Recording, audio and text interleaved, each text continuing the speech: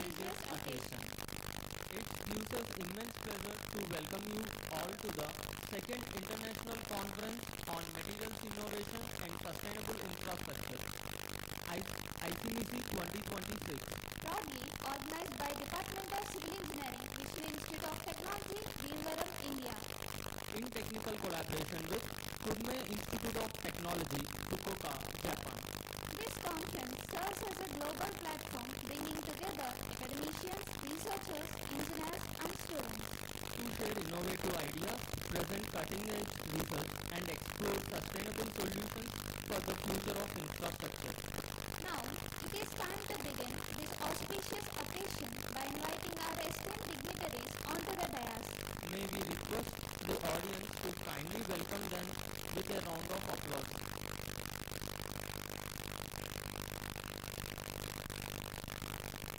It is our great honor to invite Dr. K. Vijay, Head of the Department of Civil Engineering and Organizing Chair of ICMISI 2026 onto the dais. Now we request our friend to welcome Professor with plant sampling as a symbol of sustainable planet as it resembles the theme of the conference.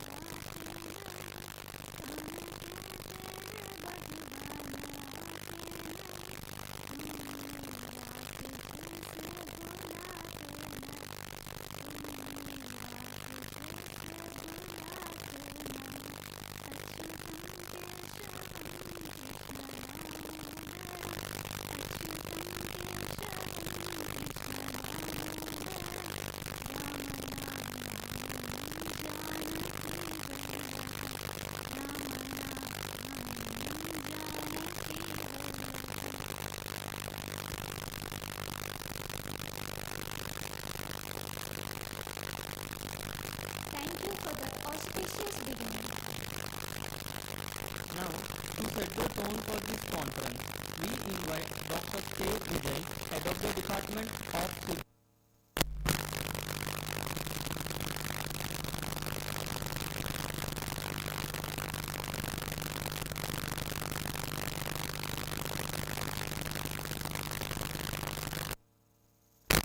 Dignitaries on the desk. Professor Dr. Ganesh Chirakundagar, Chief Guest of today's event. Guest of honor, Substitute Special Professor from Pune Institute of Technology, Japan. Respected Principal Sir, Dean, Student Educational Society, Rajesh Lagar. Dean, Vishnu Institute of Technology, Padmavati Madam, Head of the Department, and my dear faculty, conference participants, and my dear students. Warm welcome to second International Conference on Materials Innovation and Sustainable Infrastructure. So the conference received a wide range of recognition.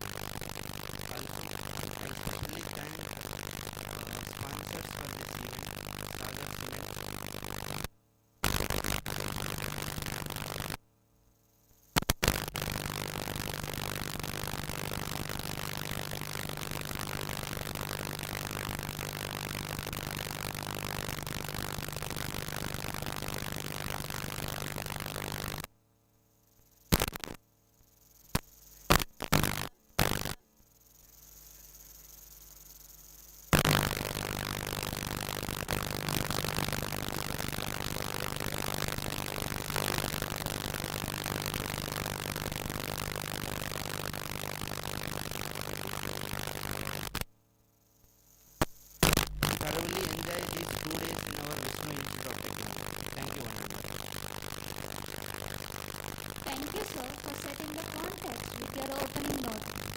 Next, we invite Dr. Raja Edla, Dean R&D SVEC, to deliver the welcome address. Respected Chief Guest Professor Ganesh Chirakundagar, Director, School of Planning and Architecture, Vijayawada. Hotel Institute, Special Professor for Pune Institute of Technology, Fukuoka,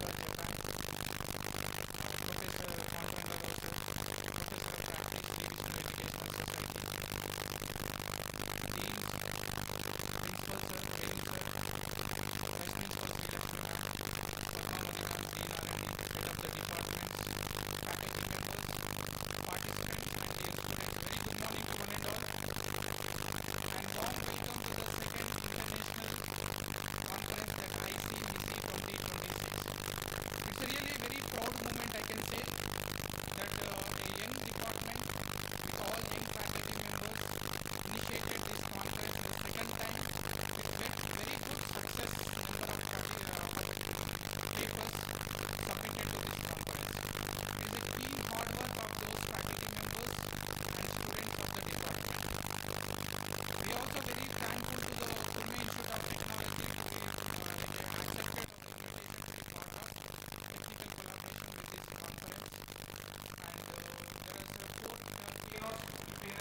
Professor thankful to those plenary speakers and keynote speakers for accepting our invitation to deliver the talks in the conference. Special thanks to the department faculty members for their hard work and continuous focus on the conference and the head of the institution for accepting our proposal to host this conference in an effective way. Thank you one and all, thank you so much. It has become a very good technical platform for one and all to to share your knowledge and gain the good insights from the eminent personalities from the industry and academia. I wish you all the best to every participant and also the students and faculty members of VIT to have a great interaction with the eminent resource persons and have a nice day at VIT. Thank you one and all. Thank you. Thank you, sir, for your gracious note and welcoming participants to ICMISI 2026. We now request esteemed Professor M. Venu, our Principal, Vishnu Institute of Technology, to deliver the inaugural address.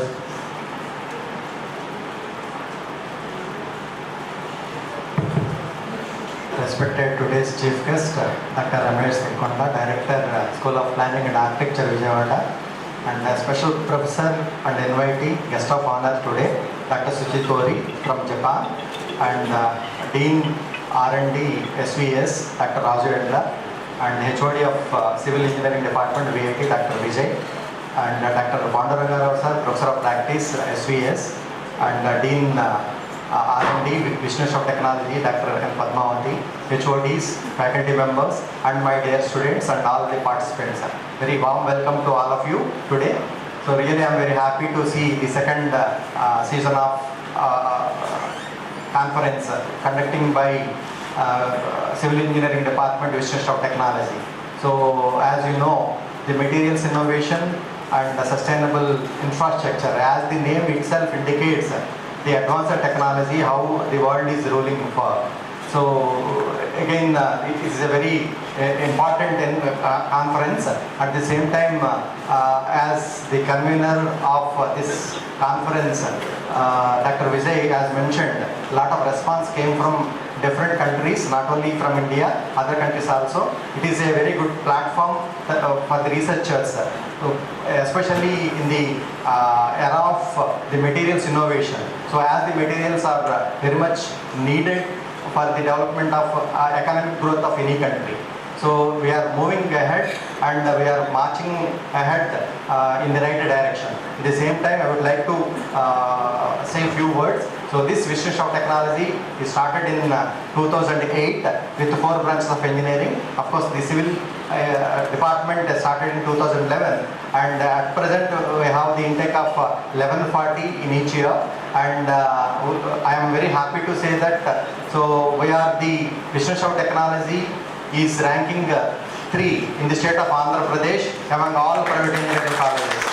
So with these few words, to those who are participants today and tomorrow, please exchange your ideas and whatever the innovative thought process you are having on the materials and sustainable infrastructure, please discuss among yourself and from the even the keynote speakers. So they are from different fields, from academia as well as industry. Please have and very good interaction with them. And then I wish each and every participant should become a valuable engineer from the India. So I wish you all the best and have a nice and a great conference coming 2 days ahead. Thank you very much. Thank you, sir, for your inspirational inaugural address. Now, we move on to a significant moment of this conference, the release of the conference proceedings. May we request our dignitaries on the dais to kindly unveil the proceedings.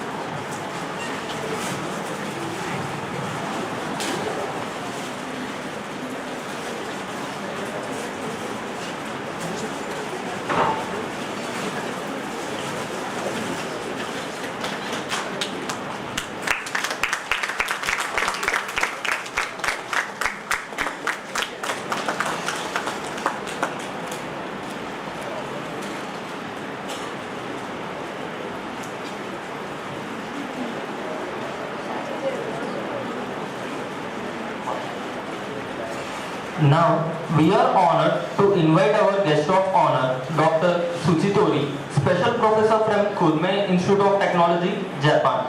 He is a distinguished researcher in the fields of thermal engineering, nanofluids, renewable energy, and computational fluid dynamics. His esteemed work on heat transfer enhancement and advanced boiling mechanisms using nanofluids has significantly contributed to clean energy technologies.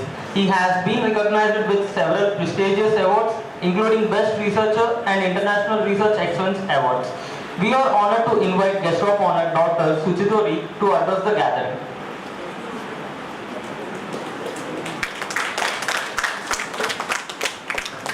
Thank you very much. Good morning, all of you. And congratulations of the committee member and the vice chancellor, the overall faculty member. Congratulations. It's a great honor to be here to be invited at the guest house, chief guest, onto the plenary lecture. I think that you are so lucky. A very simple reason. Also, 40 years ago, I'm a student. And I want to receive the PhD degree. To receive the PhD degree, I need evidence. Evidence is international proceedings or published paper. So I visit any place to attend the international conference, symposium. But you are so lucky. This is an international symposium. You attend the international symposium.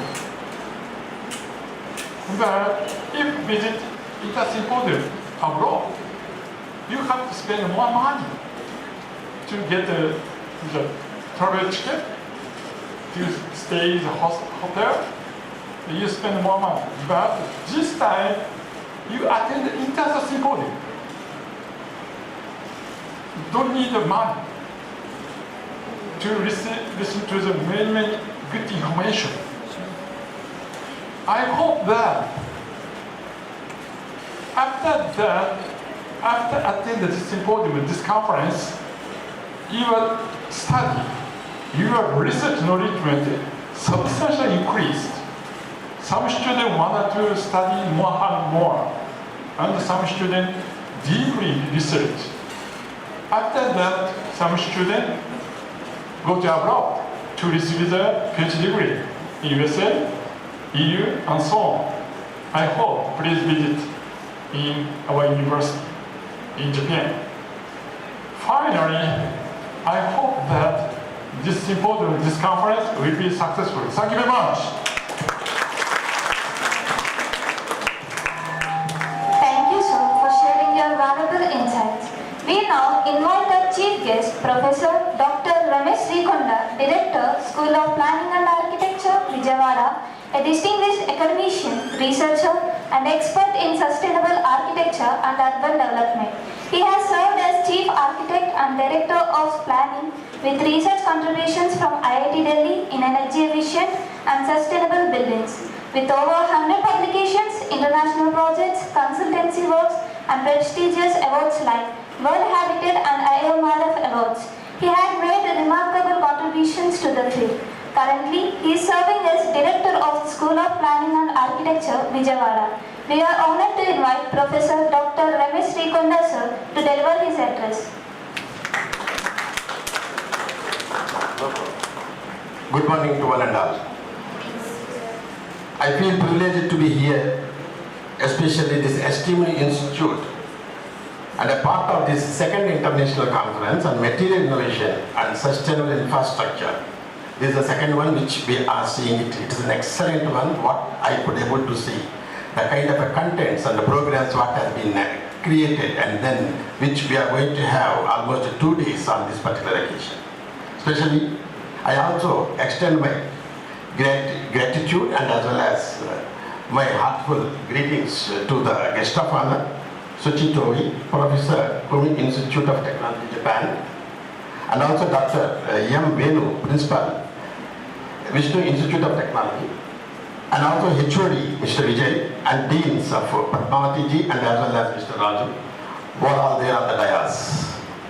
I extend my thanks to him, the kind of an opportunity and privilege given to me to speak few words about this, particularly this conference.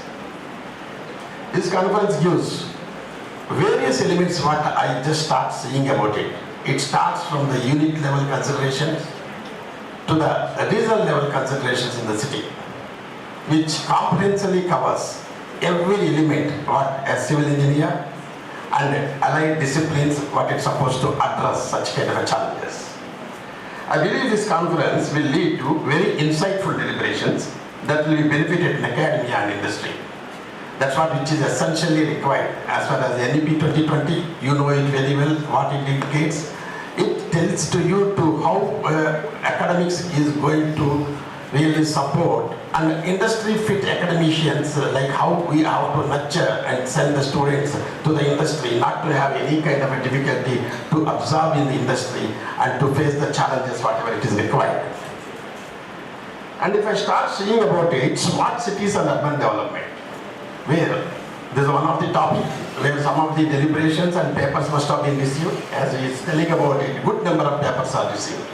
As you know, the word of smart cities, whatever we talk about it, and it has got a very, very big role to play, IoT and as well as artificial intelligence, where these two areas can effectively get integrated in the infrastructure development, whether it is a drainage, sewerage, solid waste management, or rainwater harvesting, or it may be a kind of a parks, playgrounds, utility areas, what it has to be get organized, or it may be traffic and transportation in terms of the motorable, non-motorable systems, what we can able to integrate it, or it may be electrical and electronic items which really monitors the entire system.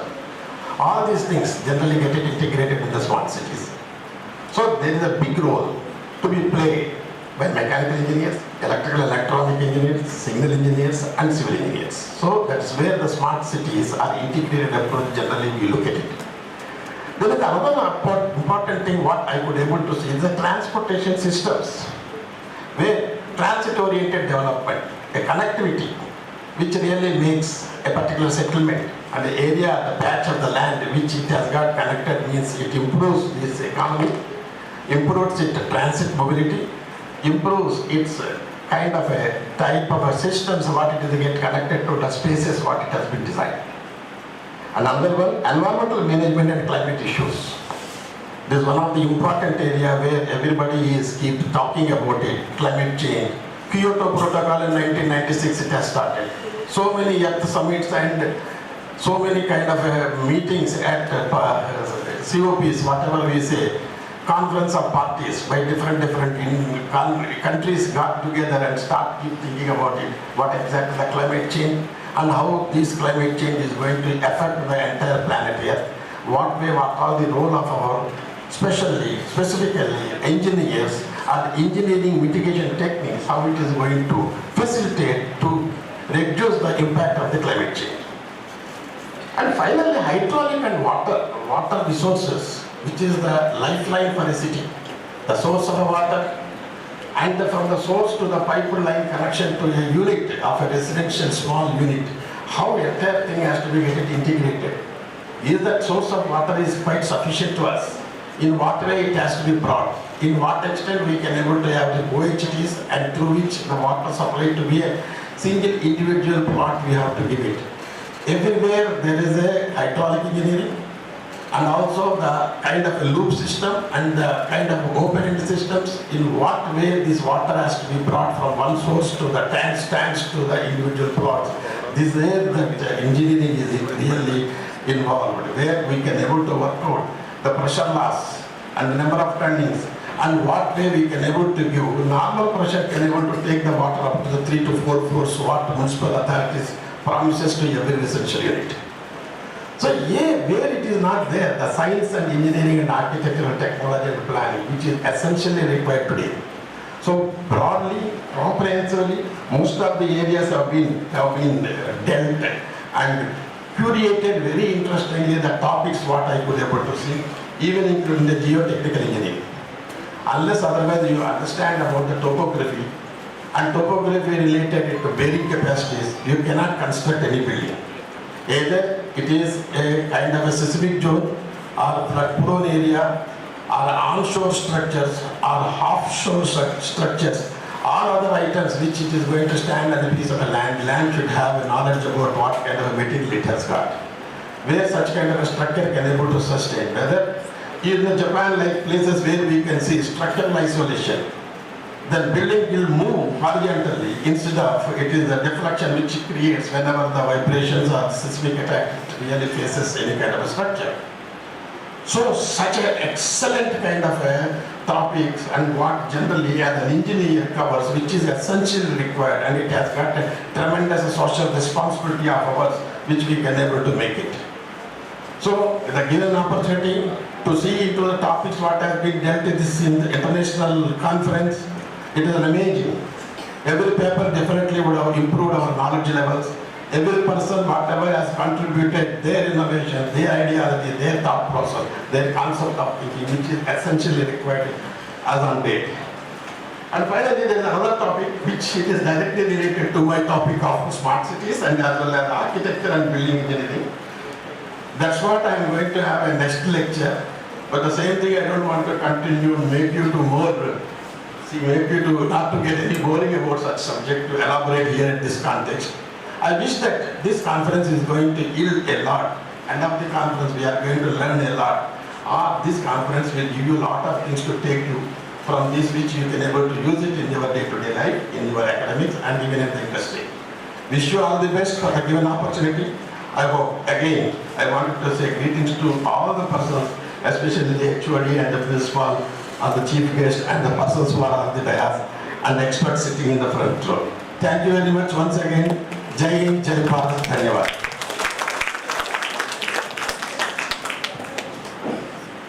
Thank you, sir, for your enlightening words. We now move on to the felicitation of our esteemed guest as a token of our gratitude and respect. Now, we request our principal and Raju Edla sir, R&D team, to felicitate our guest of honor, Professor Suchitori.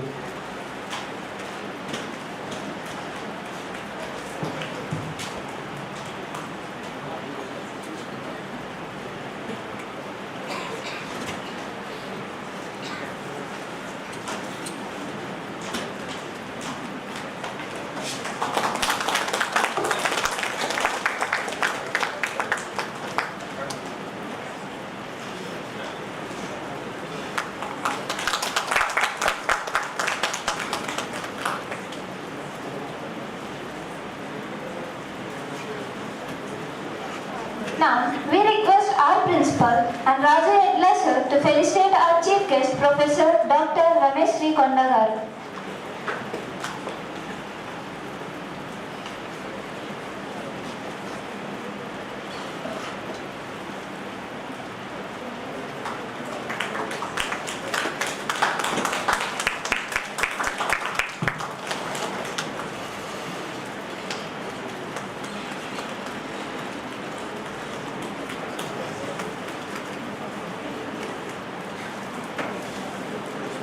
Thank you, sir. As we approach to the conclusion of this inaugural session, it is time to express our heartfelt gratitude. We invite our Professor VVS Sharma, organizing coach, to deliver the vote of thanks.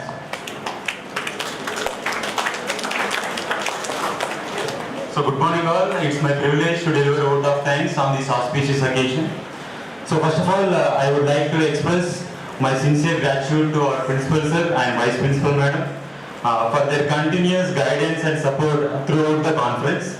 I also extend my heartfelt gratitude to the Dean R&D SVES Dr. Raju Edla sir and Dean R&D VIT Padmavati Vani.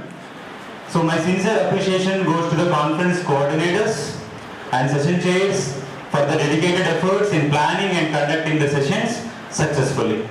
I would also like to thank student volunteers for their enthusiasm and hard work ensuring the smooth execution of this event.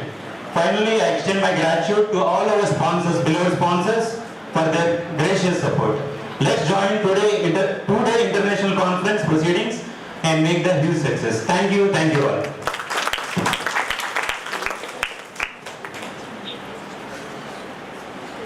Thank you, sir, for your closing remarks. With this, we come to the end of the inaugural session of ICMISI 2026. We sincerely thank all the dignitaries and participants for gracing this occasion. Wishing you all insightful and enriching conference ahead and a great stay at beautiful campus VIT.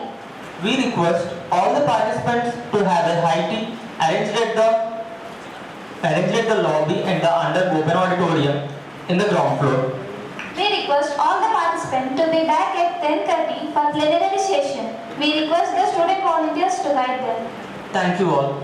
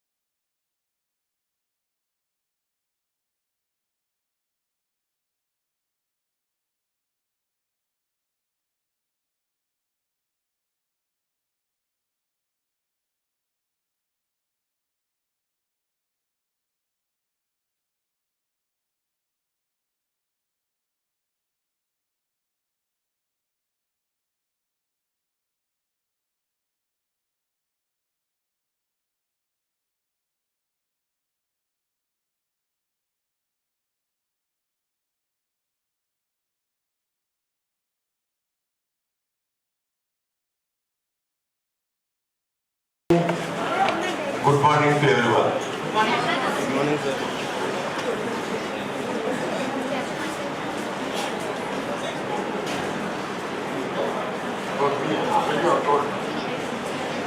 I will tell about myself. I am Ramesh, Director School of Planning and Architecture, Vijayawada. 3 schools we have in India. One is in Vijayawada. I am heading that institute as a director. That's all. Subject is very much important than any other introductions. Whoever has got some area of knowledge in particular domain, maybe assistant professor or a tutor or anybody, please respect them. Because the knowledge what we can gain from everyone, even from our colleague who may be the peer, maybe the alum, also if he has done some work in that particular area, please understand what he has done and then take what you can able to take from that. That is the only thing. See, there is a lot of data. Because big data means what you will take, the data what you want, the information what you want, the knowledge what you wanted to gain, those are the things only we will try to take. Am I correct? So, today my topic, generally you have given a title like architecture and building engineering. Both the things go hand in hand. Without an engineer, there is no architecture. Without an architecture, you cannot create any kind of ambience and functional utility of particular space. So both items are very much important and we have to think about it. Especially now we are in the field, we are in the area where we wanted to use our resources very optimistically and not exploiting the resources to that extent. How such kind of things we can preserve it for the future generations. That is how the sustainable built environment has come. So if you look at both the things about architecture and engineering, these are the interdisciplinary fields.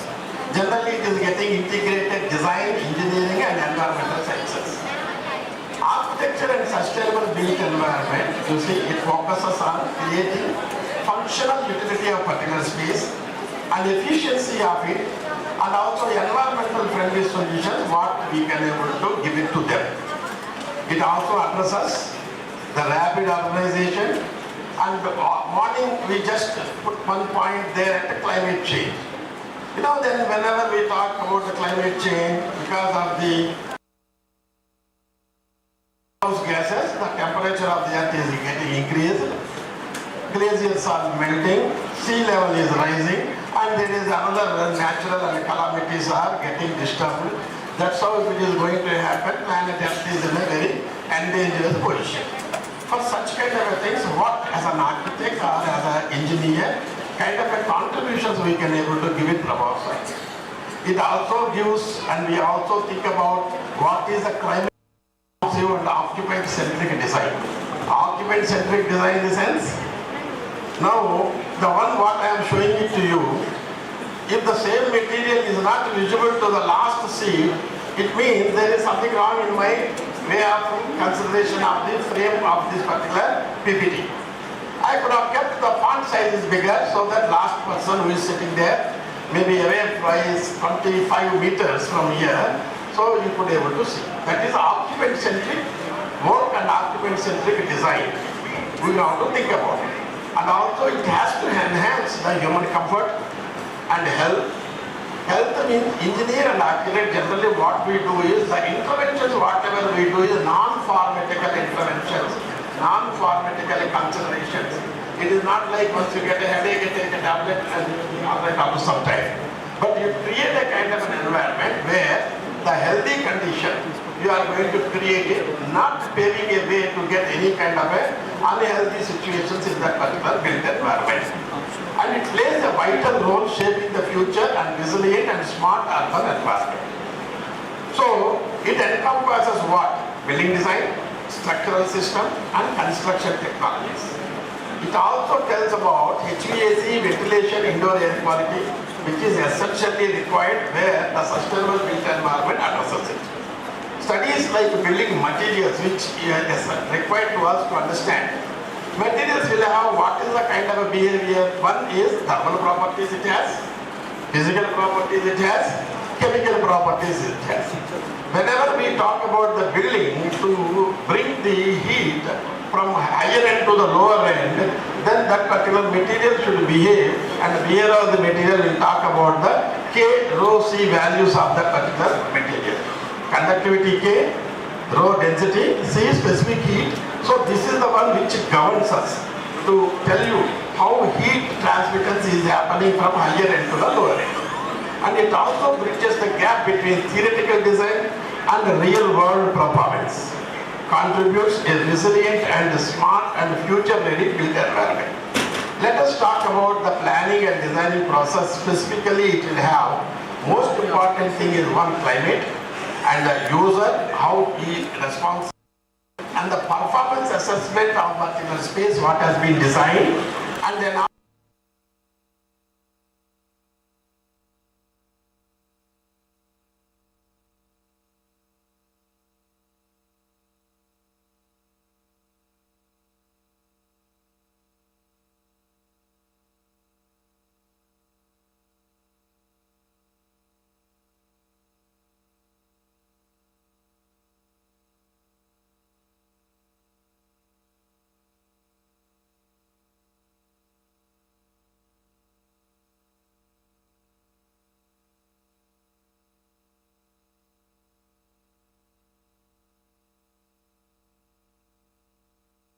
define which climatic zone it is falling.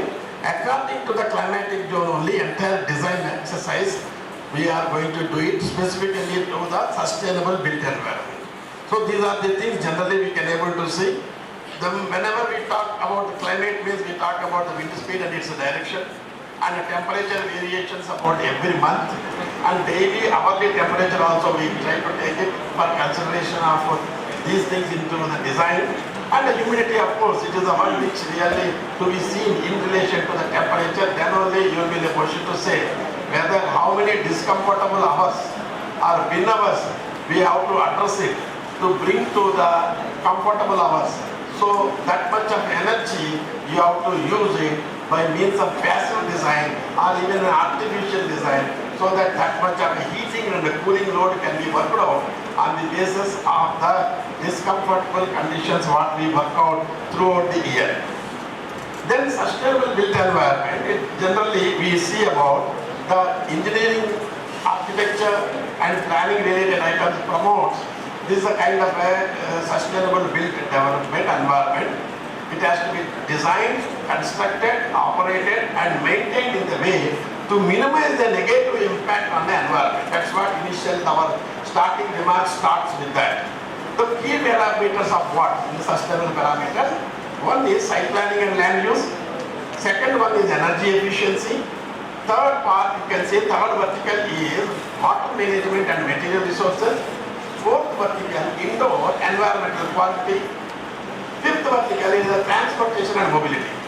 Under the site planning and land use, if you see, optimum land utilization and minimizing the ecological disruption. This is one area you have to look at it.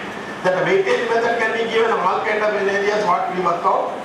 Then protection of the natural habitat, biodiversity and green cover. Whenever you take an area where you are going to start working out a site planning, if there is any vegetation and water bodies and hillock areas, deep steeps and cliffs and other things, you have to mark it. Such kind of things you have to protect it, you have to conserve it. Then integration of open space, of course if it falls in the urban greenery area, that greenery area also you have to protect it. Then how, in what way this energy efficiency vertical is going to work out to us? Specifically this energy efficiency vertical will work out to you. Passive design strategies.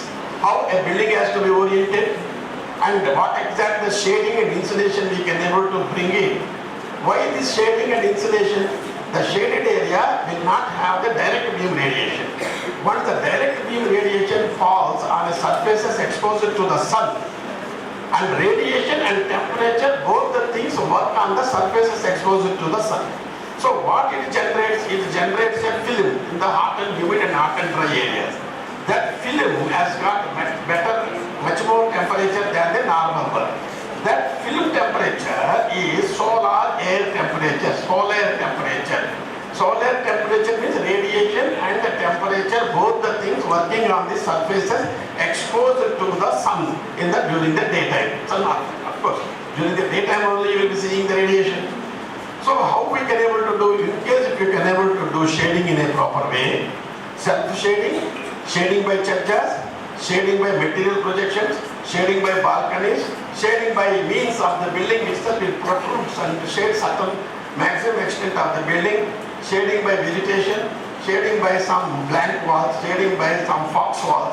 All other items can really create a kind of a diffused radiation, not like direct beam radiation. These are energy efficiency systems. High performance envelope. Envelope is the skin on the surface of the entire building block. This building is just block is there in the exposed surface, then all four sides are getting exposed. Then how this envelope has to be designed? That is how we can able to see. Smart energy management and monitoring system. That is where I am telling about this kind of a latest IoT and digital twins and machine learning and integrating these kind of blocks into the chain. Then you can work out how this monitoring system can be worked out effectively. Then water management and material resources.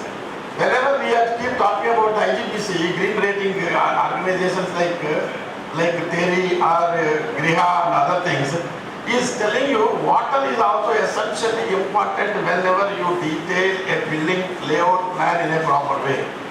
Then what way, if it is a higher land, if we are just working out, you have to work out the absorption capacities of the surfaces. You have to work out what exactly the intensity of the rain it falls on it. And also you have to work out the number of hours of the rain, which gives the runoff and the volume of the water which it generates on the surface, on the land. That one, what maximum extent you can able to store and maximum extent you can able to take it to the harvesting the same in the land to the aquifers beneath the earth. So this is where this kind of a water management and water related aspects source to the user can able to work out. This is another vertical you can able to see.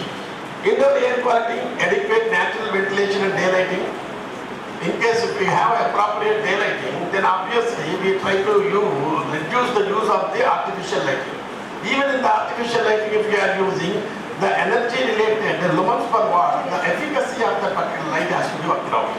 Once the efficacy is reduced and the intensity of the light is going to come through the daylighting point of view, 250 to 300 lux, then automatically you will reduce the artificial light. So this is the indoor air quality related items, and which also tells about the VOCs. That's what in the morning somebody questioned me. There are different type of pollutants indoor air generates. Volatile organic components like printers, like copiers, like any other computers. These are all the things which generates the kind of a pollutant. How such pollutants can be reduced?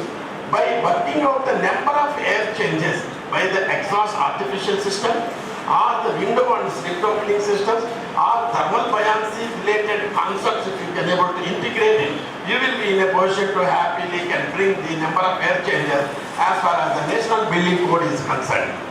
So transportation mobility, transit oriented development, and cycling and walkways, we are start giving lot of encouragement in a small campus areas. Not like motorable one. More you use the motor and then you add the carbon monoxide and carbon dioxide items to the environment, which outdoor environment we are spoiling it. What way we can able to generate the non-motorable environment, it has to be seen. The way you work out the design detailing and other things, it makes a lot of difference. Similarly, kind of electric vehicles and other vehicles also, if you can able to encourage, these are the things can be done. So, what is the sustainable development goals? Generally, we are having 17 sustainable development goals.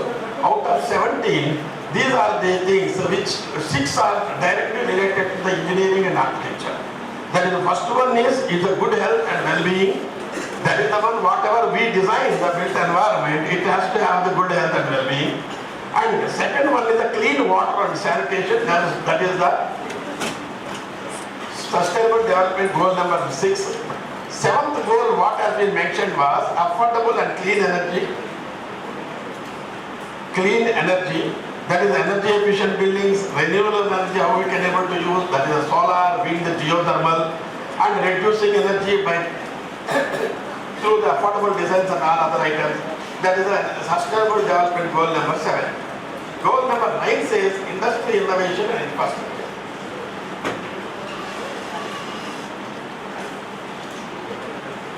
So innovation in the construction technology, even nowadays what we are getting, even for a plastering, we have a machine to plaster. Even hanger beam cranes we are using it. During daylighting system, daylight environment we are generating to work in the day and night. Kind of a bulldozers, kind of a dozers, kind of a excavators, kind of a water dewatering machines. All other items are depending upon the volume of the project. We have been keep implementing it, we keep doing it.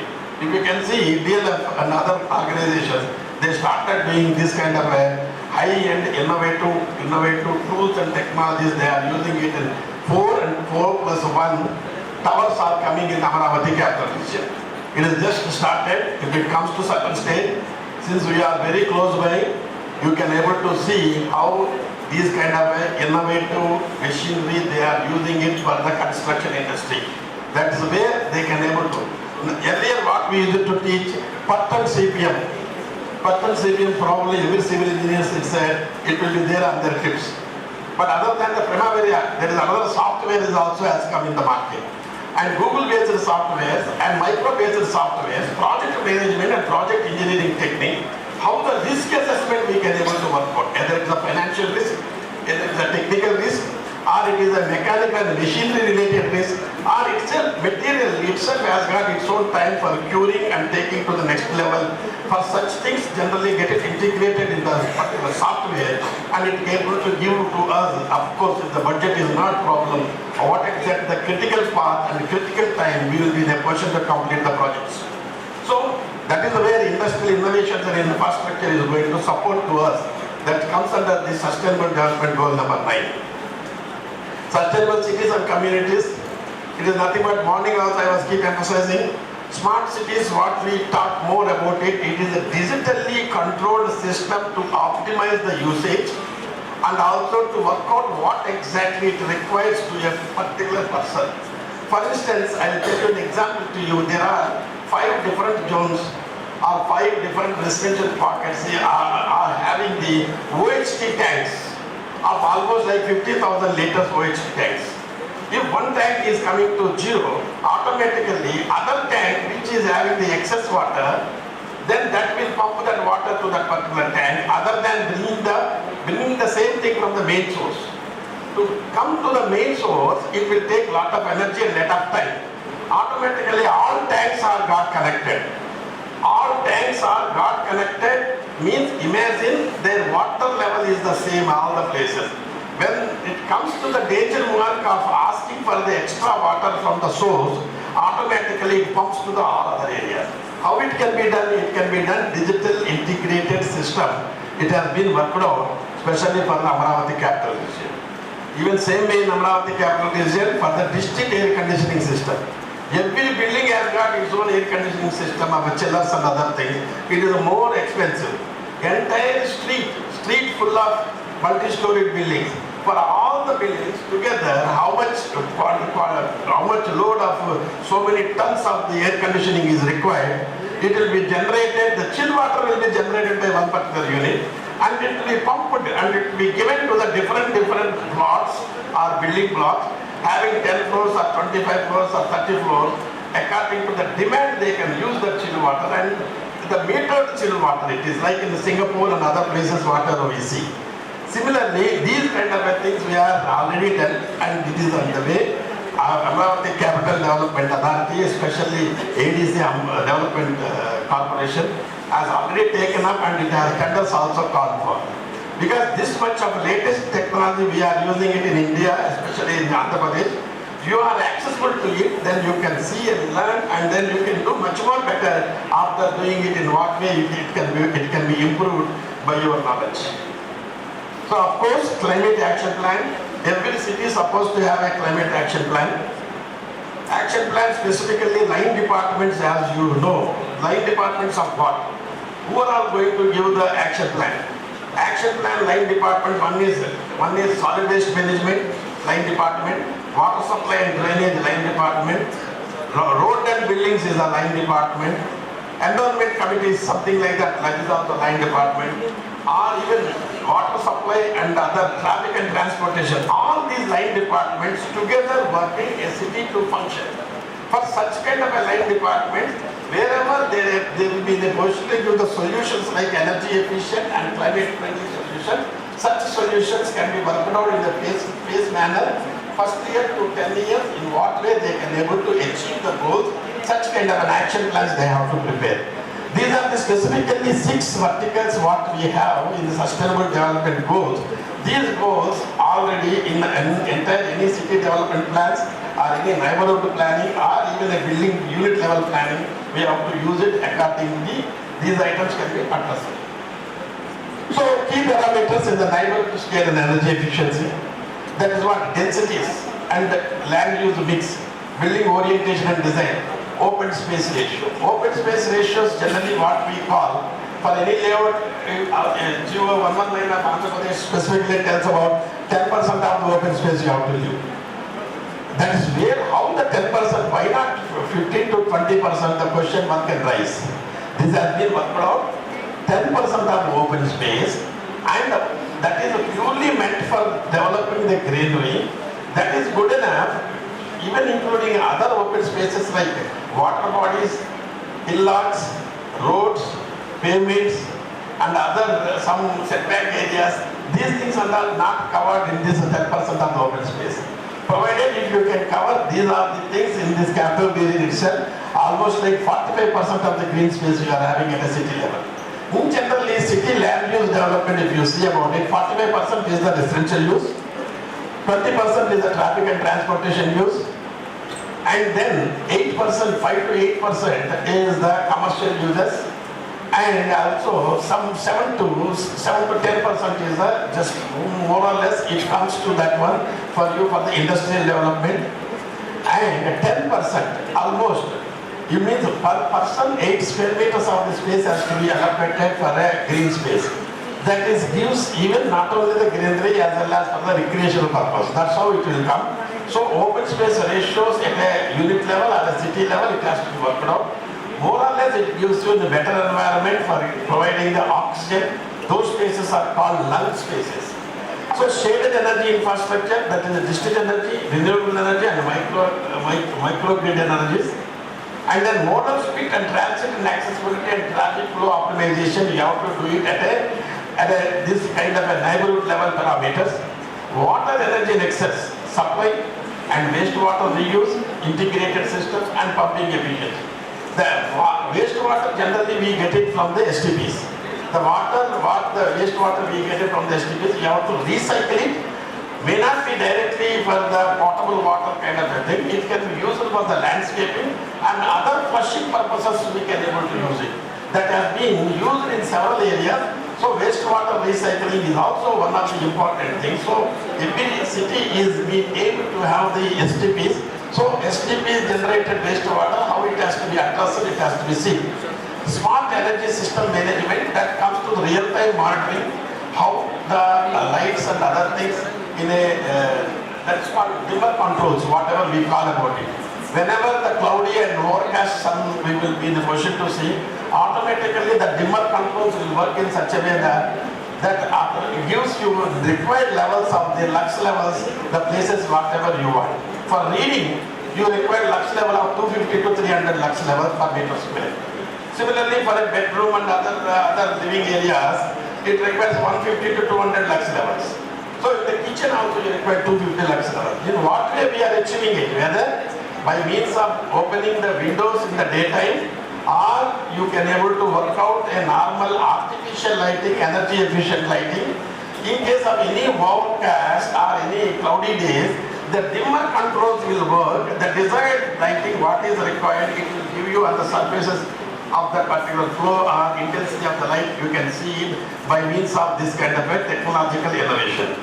So the blue space coverage cooling effect and ecosystem services and green cover ratios already been given. These are the digits and indexes we are having. Such indexes, if you can able to meet, that is good enough to really work out at a neighborhood scale level energy efficiency.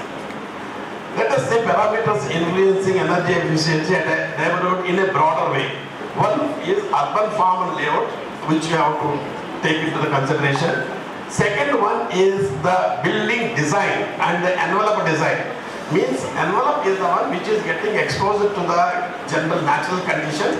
Once it is exposing to the harsh and natural condition, in what way we can able to address such kind of envelope. So climate and microclimate, that is heat island effect. What exactly the heat island effect? Generally heat island effect we will be in a position to see wherever there is a greenery and water bodies are very meager in nature, such places heat island effect. There is a method of reducing the heat island. That is what we will be in a position to see in further slides. The vegetation and water bodies, wind flow, vegetation corridors, and also local climatic responsiveness, how it is adapt to climatic conditions also you have to think about it. Once you are getting used to the particular climate, after some time you start adapting certain extent. Always you need not be just work out the condition levels of 26 degrees Celsius with the humidity of 40 to 50%. But once you got adapted to it, then 29 degrees also can give you a better result and better working environment we can able to generate. So transportation, mobility, energy systems and infrastructure, water and waste systems, and as well as the technology, smart management and policy governance and the behavior. These are the things like what we have to think about, the codes and other things. In the next slide we will be in a position to see in better way what are the codes we have to follow. That is National Building Code of 2016, 2025 is also going to come sooner. So where we also work in National Building Code and different materials we have added recently. Other than the bamboos and other things, whatever it has come, it talks about the street orientation and the connectivities in the National Building Code, urban morphology and what is the type of a built exposed envelope supposed to be, so that you will be in a position to reduce the heat transmittance and the heat reflectance to the environment, through which you will be in a position to see the heat island effect. So conservation building codes of the ICMISI, it has given for every climatic zone what exactly the wall transmittance value. You know the transmittance value in the sense that is the U value. U value for a climatic zone of all 5 or 6, whatever I said to you earlier. For everything they have given, this is the U value for the wall, this is the U value for the roof you have to follow. U values are governed by the heat, 1 by H0, L by K, and Li equal to 1 and Lki equal to 1 to n, like that if you can able to make it. Summations to the entire thing is inverse of the same thing. It gives you the U value. The thickness related to the conductivity. And also, other one last n values what we make the summation is, that is heat transfer coefficients internal surface and inverse of the heat transfer coefficient of the external surface. Both the things put together is a small equation we can able to work out the transmittance value, that is the U value. That is how this ICMISI is specifically mentioning about the U value, wall and the window ratio, and then solar heat gain ratios. All other items with the equations it has been given, you have to make it, they have made it as a mandatory, the buildings which has got 500 square meters of commercial buildings. All other buildings, definitely most of the metropolitan cities, they are following along with the general building bylaws and development control, this ICMISI also. And also urban heat island effect, albedo and reflectivity, vegetation and water bodies, wind flow and ventilation corridors, how it has to be worked out. It has been given Eco-Nivas Samhita, that is categorically giving to us. Energy efficient standards and labeling about the specific to the model split and transmitters to the transit-oriented corridors, and also like traffic management systems. That star rating, this is a particular energy efficiency standards and labeling system is given. Green building rating system, it's a voluntary, but still most of the people are keep working out on it. That is the Griha rating. And especially for the government buildings, minimum 3-star GRI is essential and required. That's how they have made it as a mandatory. And national mission on this programs, if you start seeing about it, water energy nivas, rainwater harvesting and grey water recycling, and also decentralized system and circular economy practices. How a material or a kind of a system can able to generate a circular economy, that is really taking a very big role nowadays. Every engineer has to look into it, how this circular economy can able to work out for multiple factor and multiple items which multiplication of each activity related to the economics can able to see through the economic multipliers. So then retrofitting, even whatever existing conditions once we are having, how these existing conditions has to be seen. Insulations, performance of the windows, and cool roofs and reflective paints, and green facade roofs. These are the retrofitting. The existing buildings also, to make it to work more effectively, bringing to the line of the green solutions, what way we can do it. These are the certain other 5 important items. More or less it tells certain things, but those items, whatever we have seen is that whenever you start designing in a plot level or a neighborhood level or residential district level or a city level or a regional level, these are the different levels, the sustainable development goals what we have seen. But these items are specific to the existing conditions once we are having it, how these existing conditions can be seen.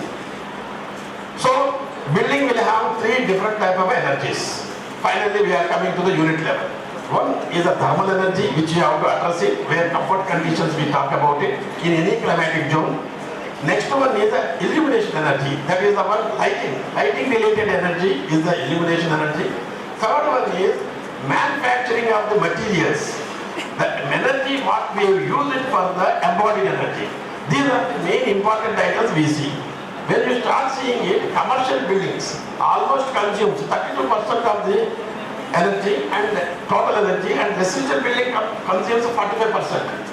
And overall, if you start seeing about it, total building industry is going to generate 22% of the carbon dioxide. It means you imagine building industry governed by engineers and architects, I am telling you.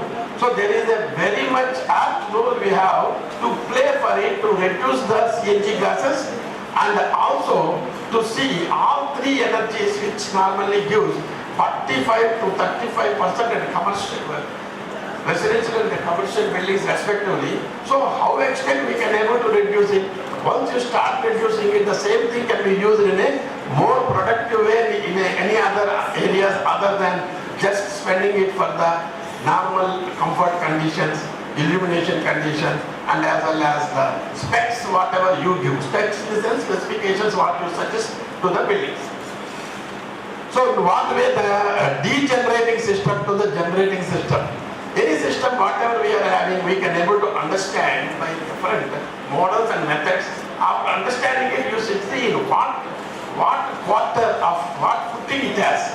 If it is there double negative side footing in the 3rd quarter, then you have to bring it to the 0. This is called nothing but a trajectories.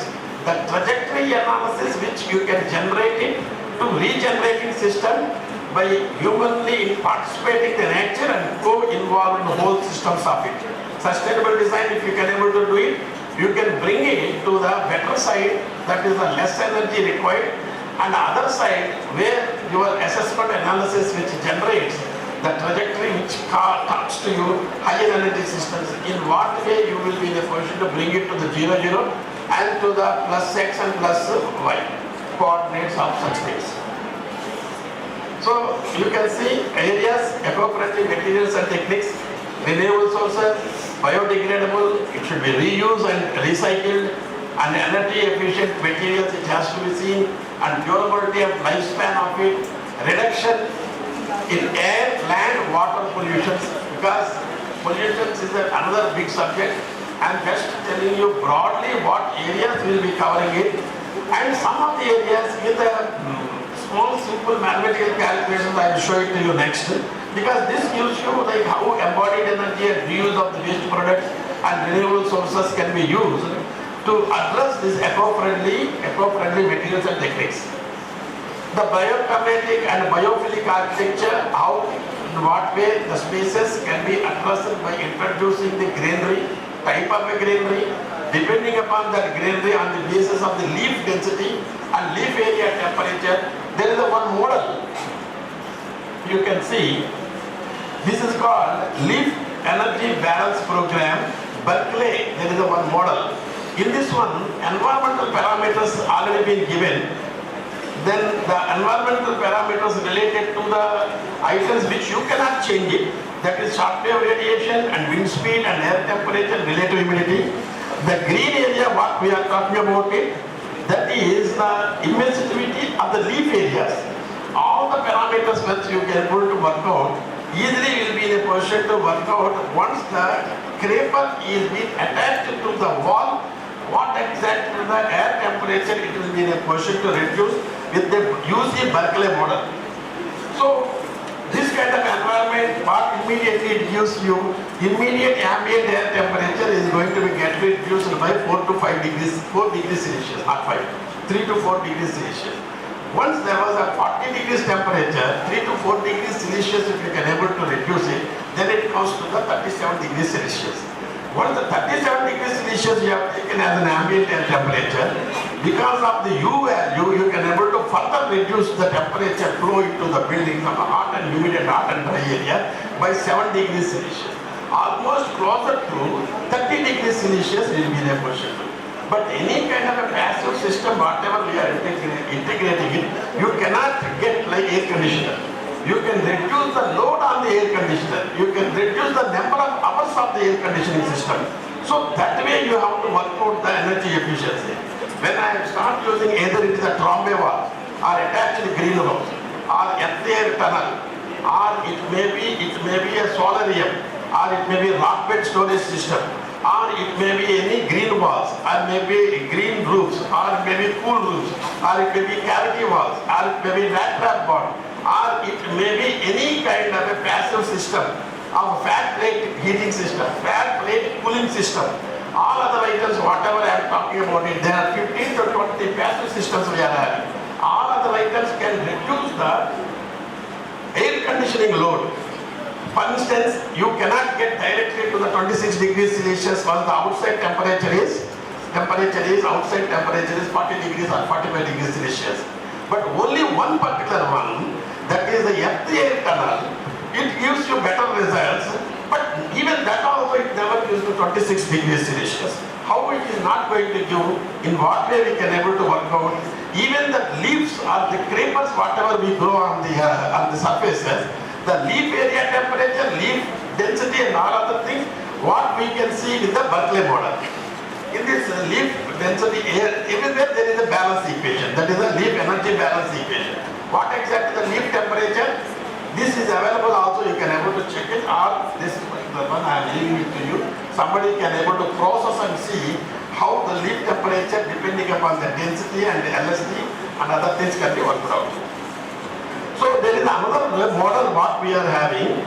This model is a pathfinder. There is a space where it has got the steps and you have got the ground cover and you are having the paved area and you are having some kind of a greenery. If I start changing the planting pattern, paving pattern, material selection, what exactly is happening? Once we have worked out the carbon dioxide emissions, how much emissions it has emitted from these kind of two proposals. Proposal 1 is existing and proposal 2 is the after doing the modifications we have seen. That is the 15 and 5 you can able to see. What we have done, it was having emitted 438 empty carbon dioxide, got reduced to 250. Similarly for this one, carbon dioxide sequestration has increased because that is the better results whatever we have got. What we have done for a particular environment, a patch of almost like 1 square kilometer, throughout the length we have taken it and start multiplying the entire values what has been given there in the standards and start seeing about the results of this one, it can able to see. What exactly we have done? They are substituting the asphalt with this stabilized crushed stone pavers and adding 75 more trees a particular area, converting 30% 20% of the lawn and concrete to shelves, and also specifying the maintenance equipment, type of maintenance equipment. All other items in this one, it has been plotted and shown specifically. And what exactly happened? It is emitted, it has come down to 215, and carbon sequestration is 2196. So the better results once it is giving, why we cannot use these porous materials and pavers and all other materials which can able to give you better balance to it. So this is a pathfinder which we can able to even download and work out the different environments, how we can able to reduce the emission of the carbon dioxide. Then you can able to see national level ecological footprint, and there is the biocapacity of the earth and as well as ecological footprint. These are the two important things we have to see. This is the formula. With this formula we can able to work out the ecological footprint versus biocapacity. Biocapacity of the earth will be just a government or a city or anything, croplands and grazing lands and forest lands and fishing grounds, and also built-up land and carbon footprint. These are the things which we can able to see.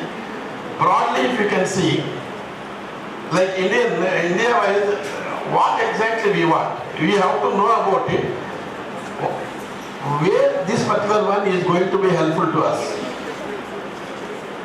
So what exactly it requires? It is going to generate to you global hectares per person. Global hectares per person of what? Per capita annual consumption of the products and resources, that is a CI. CP equal to the world energy productivity of the land type producing. Equivalence factor adjusts the productivity difference between the land types. This comes in the global hectares. So at a level, if you start seeing about it, 1.2 global hectares of the per capita we are having, that is ecological footprint. And biodiversity, what we are having in India is 0.4. When you start comparing and start seeing about it, what is required if the country ecological footprint is greater than 1.6 global hectares per person, it is unsustainable. That is what, whether it is a sustainable environment we are having or not, we are having global footprint on the ecological footprint versus biodiversity. How much biodiversity we are having? A lesser biodiversity, that is 0.4 global hectares per person. But whereas if you see the earth biodiversity is 1.6, country's biodiversity is 1.6 hectares per person. It is unsustainable what we are having. If you start seeing about it, but Indian biodiversity is just 0.4 global hectares per person, so still it has a deficit. So because it is a deficit, our interest, our planners and engineers, the architects, supposed to provide more of eco-friendly built environment. Some of the images what we are seeing, it should be minimum of 40% of the green area. Wherever the open spaces you are having, you should be in a position to work out the native plants and the native ground covers and porous materials and also eco-friendly materials we have to use it to bring the sustainable built environment.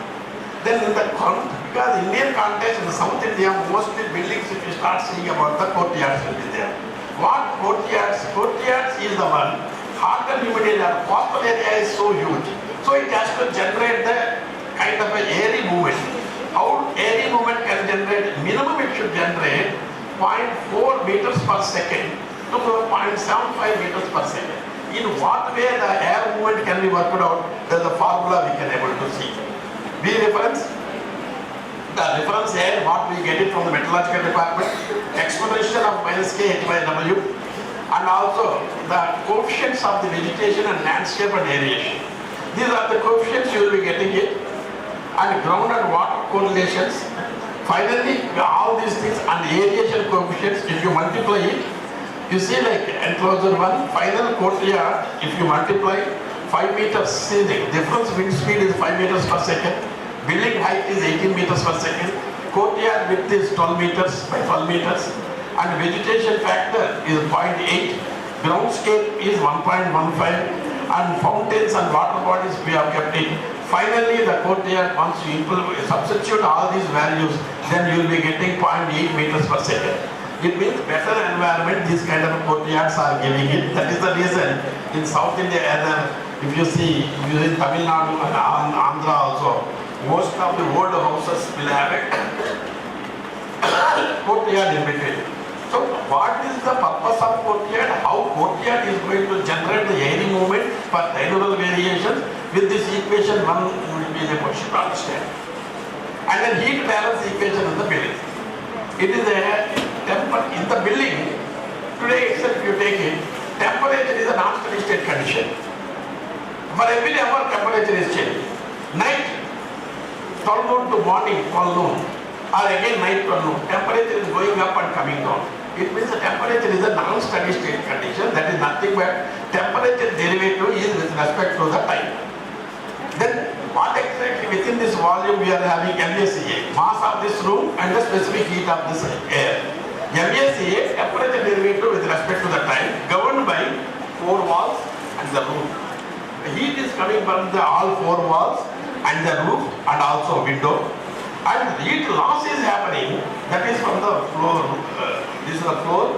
Floor is taking the heat. The materials like whatever we are having, furniture, nothing but isothermal mass, that is the QS. Ground is taking away, it is a minus QG. And in spite of all these things, though I have worked out my wall is a cavity wall, rat trap wall, insulated wall, this wall, that wall, and added so many things, but still it is not reaching to the level of giving the comfort condition of 26 degrees Celsius. So, either it is a heating area in the winter or cooling time in the summer. It means cloud and cloudy or cloud and sunny zone, or otherwise hot and humid and hot and dry zone. Whatever it is, either you require the heating or you require the cooling. In a similar kind of a place, what you want, you require some quantum of heating. And a place like this, one quantum of cooling. But the cooling load and heating load you require. That is what plus or minus QHC has been mentioned there. If you start seeing about it. Because this equation governs both the conditions, even including the composite climate. Composite climate like Delhi, it requires some quantum of heating is required in the winter, some quantum of the cooling is required in the summer. So heating and cooling, both the things it is required, it is governed by the heat balance equation, that is solar thermal model. It is specifically given thermal engineering in Duffy and Beckman book if you take it. Duffy and William Duffy and Beckman. Very interestingly, it has been worked out how you can able to work out indoor temperature swings depending upon the outdoor temperature and the radiation. Outdoor temperature and radiation related to the thermal behavior of the materials whatever we use. Thermal behavior of the materials of the 4 walls and the roofs, it has got KOC values. K is the conductivity, O is the density, and C is the specific heat. And then time lag, how much time it will take heat transferring from outside to inside, higher end to the lower end. That is also, it can be governed by the heat balance equation. So, this is one way we are doing it. Other earth-air tunnel. In CBRI, Central Building Research Institute, specifically mentioned that earth-air tunnel is the most effective thing about the air temperature at a 4.5 or 5 meters beneath the earth is a 29 degrees Celsius, or the average of the total air temperature. In Gurgaon, Haryana, and as well as in Delhi, they conducted the CBRI research in this area. They have identified 28 to 29 degrees Celsius temperature is the earth temperature. That too at 4.5 and 5.5 meters. Why? That when the air is there, locked up air is there, under the earth, maybe 4.5 or 5.5 meters, if the temperature is 29 degrees Celsius, Delhi experiences 47 degrees Celsius at one point of time in the summer. Once the 47 degrees Celsius temperature is there in the ambient air temperature, we are in a position to tap the 29 degrees Celsius air temperature, then I get so much of respect. It is respite. It is almost like air conditioner. Where is 45 and where is 29? This much of Celsius variation I can get it in the earth air temperature. But earth air temperature is governed by what? In the summer, in the winter, 7 degrees temperature. But I am going to get the 28 degrees Celsius temperature from the earth temperature. But still in the winter also, this particular exercise of the earth air tunnel is working out more effectively. So how do we work out? So this is the one in district Bhagpat. I have designed the earth air tunnel. for a factory building, almost like 165 meters, 165 feet by 165 feet factory building. These are from the earth tunnel, you can see the air is coming out. The air temperature is where we have worked out 30 degrees Celsius when the ambient air temperature is 7 degrees Celsius. And again, in the summer we have worked out 45 degrees Celsius is the ambient temperature, and the temperature what we have is 29 degrees Celsius. This is how this is one factory we have worked out. So what exactly governed by what? This is a partial differentiation equations. One is net heat transfer. That is the temperature derivative with respect to the time related to the heat transfer. Second one is the heat conduction radial direction. Tunnel is running like this. One is the radial horizontal direction, another vertical direction, another one is the radial direction. These are the three radial directions. It will be covered by two items. One is the moisture in the earth. Second one is the heat transfer rate. Both the things we got it integrated and coupled with the thermal model what I have told to you. Temperature derivative with respect to the time. MACA dt by dt. D capital T, temperature derivative with respect to the time. Once we have done all the areas at the length direction, radial direction, horizontal direction. Three directions it has been governed by this partial difference equation. This is called Fourier analysis. Fourier analysis is only one which gives you non-steady state conditions. In the non-steady state condition, these equations have been solved. These are the data what we have given. What is thermal moisture diffusivity, vapor diffusivity, isothermal diffusivity. This entire thing we could be able to write it with the MATLAB program. It is not any software based work. In the MATLAB, these are the three equations. One equation is the temperature derivative with respect to the time. That one got multiplied by the MACA, mass of the air within the room, and then Ca is the specific heat, and the heat gain from the walls, and heat gain from the summation of the heat gain from the walls, summation of the heat gain from the roof, and heat gain from the window, heat loss by ventilation, heat loss to the floor, heat loss to the isothermal mass. And these two things is moisture related partial differentiation, and another one is moisture related, another one latent heat related moisture related item. All three equations once we solve it, what we could get it. This is the first thing what we did. How much length of the tube tunnel is required to cool 100 cubic meters of the air to bring it to the comfort conditions as well as summer and winter. You see the table number C. 80 meters, 60 meters, 40 meters, 20 meters we have worked out. 80 meters one is giving the comfort conditions almost closer to the 28 degrees Celsius. More I use the pump of the air, ambient air conditions will come. If I just use the earth, how much air it will be lost, but I have to use the pressure pump, some air pump, then air will be there, whatever is there in the earth tunnel, that will be pumped to this room. Once I make it more speed, the speed of what? 2.58 kgs per second. Then for 8 hours almost from morning to evening, that is the functioning hours of a factory, morning to evening, it is giving almost like 28 degrees Celsius as well as in the summer and the winter. This is the way we have tallied and measured and validated, and this was the one this was working out very effectively. Of course you can able to see. Wind assessment. Wind assessment in the meteorological department, what it used to be, 10 meters height, this is the wind it is coming. That is how the data you will be getting. You know very well Windrose diagram. Windrose diagram tells the circles. And what is the number of windy days that are coming from which direction. What exactly the intensity of it, whether it is 24 kilometers per hour, 20 kilometers per hour, 15 kilometers per hour, 5 kilometers per hour, particular direction, particular month. Every month Windrose diagram we can able to make. But I am getting the Windrose diagram only at the, if anybody is, time is there, shall I continue? Windrose diagram giving the meteorological department 10 meters height and so many kilometers per hour. That I can able to make it meters per second. So many meters per second, known factors here I have got. One, at the 10 meters, 2, so many meters per second. But whereas my windows, not at 10 meters level. My window is at a 1.5 meter level in the ground floor level. Again, 3 meters you add, 4.5 meters in the first floor level, another 3 meters you add, 7.5 meters in the third floor level. Like that I have 40 floors, means 40 different places the wind speed is varying. So higher you go, more the wind speed. Bottom level, what is the problem we are having? There is a toughness values. The surfaces also gives a coefficient value. There are two ways of working out wind in different levels. One is the log formula. Another one is the exponential formula. What if you know about two items? One item is meteorological department wind speed. Another item is level at which they are giving, that is 10 meters level. But I want it at different levels.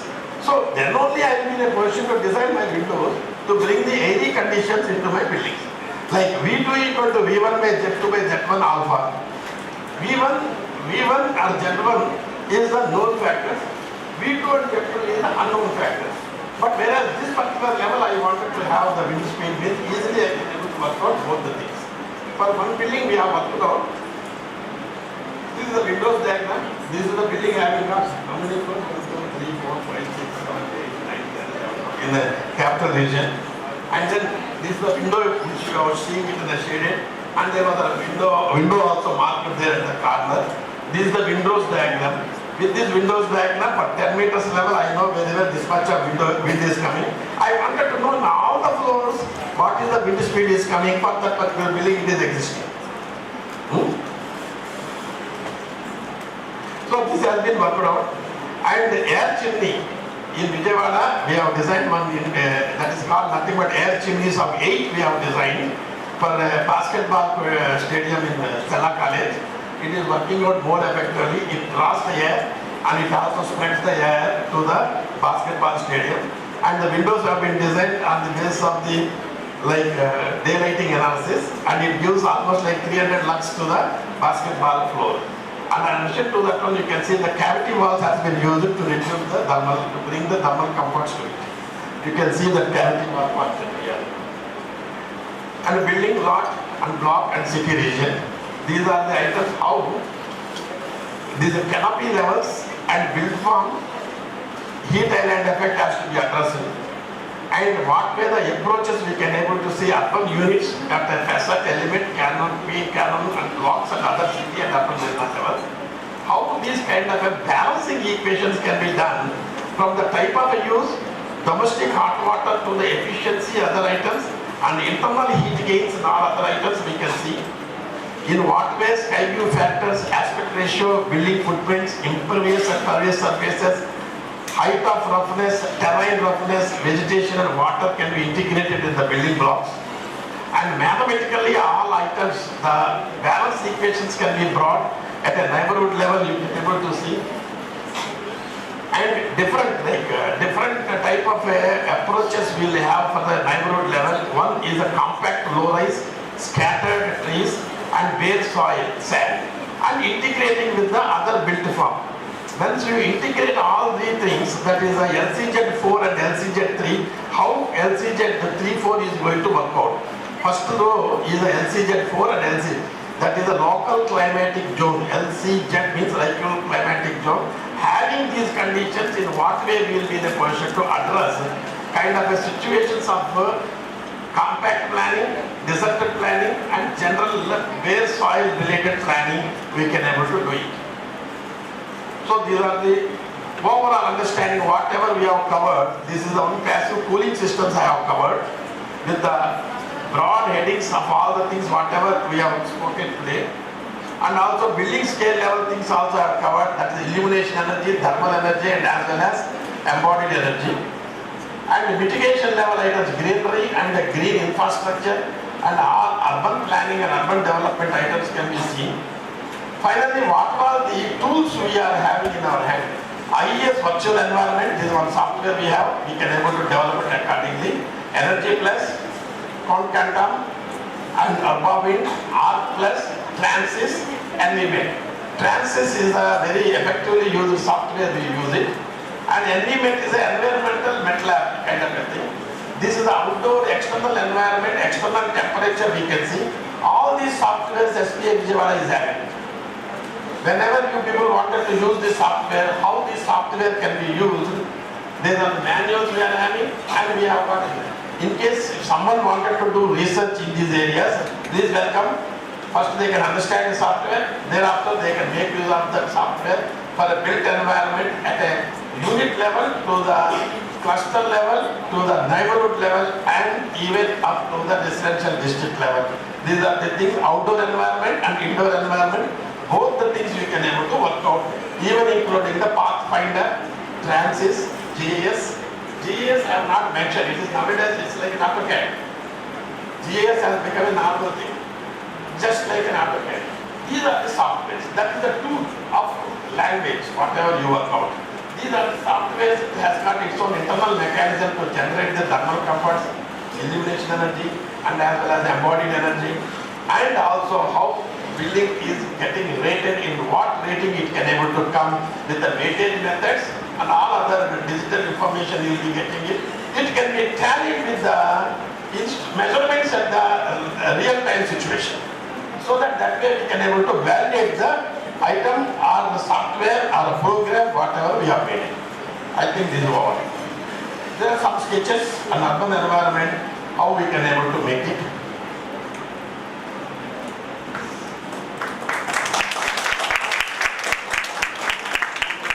For your valuable insights on site planning, land use, energy efficiency, water management and materials, indoor environment quality and transportation and mobility. Now I request our respected HOD sir and Raju sir to kindly hand over memorable esteemed plenary speaker Professor Dr. Ramesh Srikonda sir.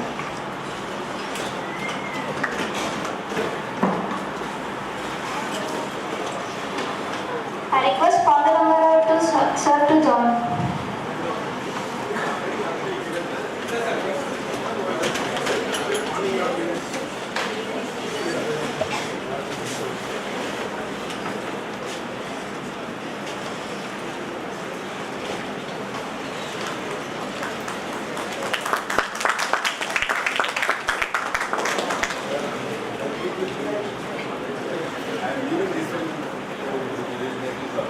So, anybody wanted to interact with the sir? Sir is open to answer your questions. Please.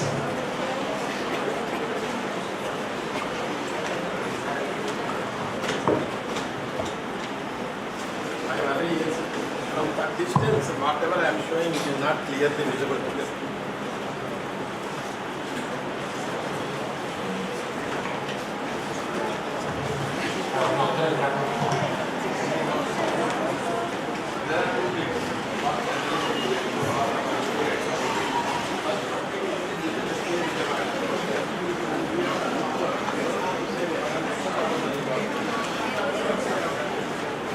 Being civil engineers, we have building engineering and management, we have got urban design, we have got product design, we have the urban and visual planning, we have got the transportation planning, where so many civil engineers joined and doing the best. There are interdisciplinary programs we are having it. They are really doing a lot of best. In CBRI awards also they have copied this. Like a traffic and transportation award they were able to get it. See, like being here, we are together nearby. Anyone who wanted to visit, they can visit and interact. We will have some interactive sessions also among our students. Okay, further. If you are having doubts, you can ask me, and otherwise my email is there. Drop down to my email. I will do my best, whatever I can able to answer. I wish that you should answer such a tough question, which I have to search and collect data from somebody else.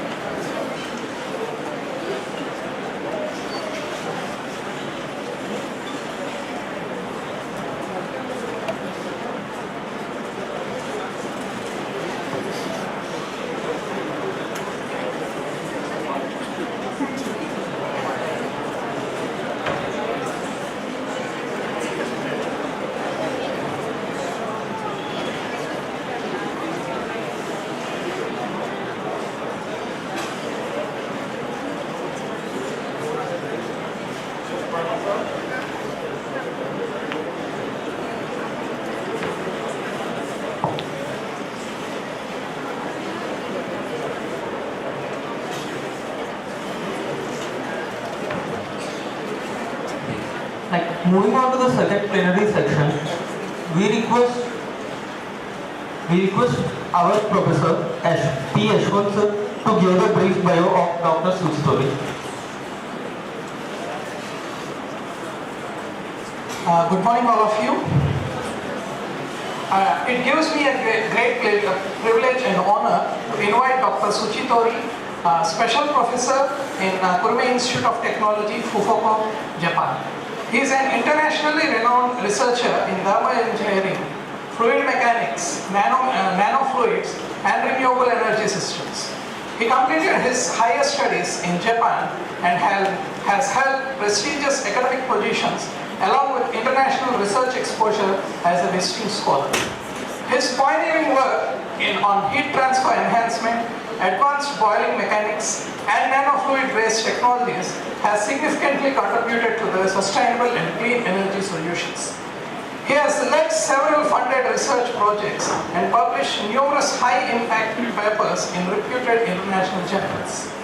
Recognized with multiple prestigious awards for research excellence, he has been invited as a keynote speaker at various global conferences. It is indeed an honor to have such an eminent personality with us today. I humbly request him to kindly deliver a plenary talk. Over to you, sir.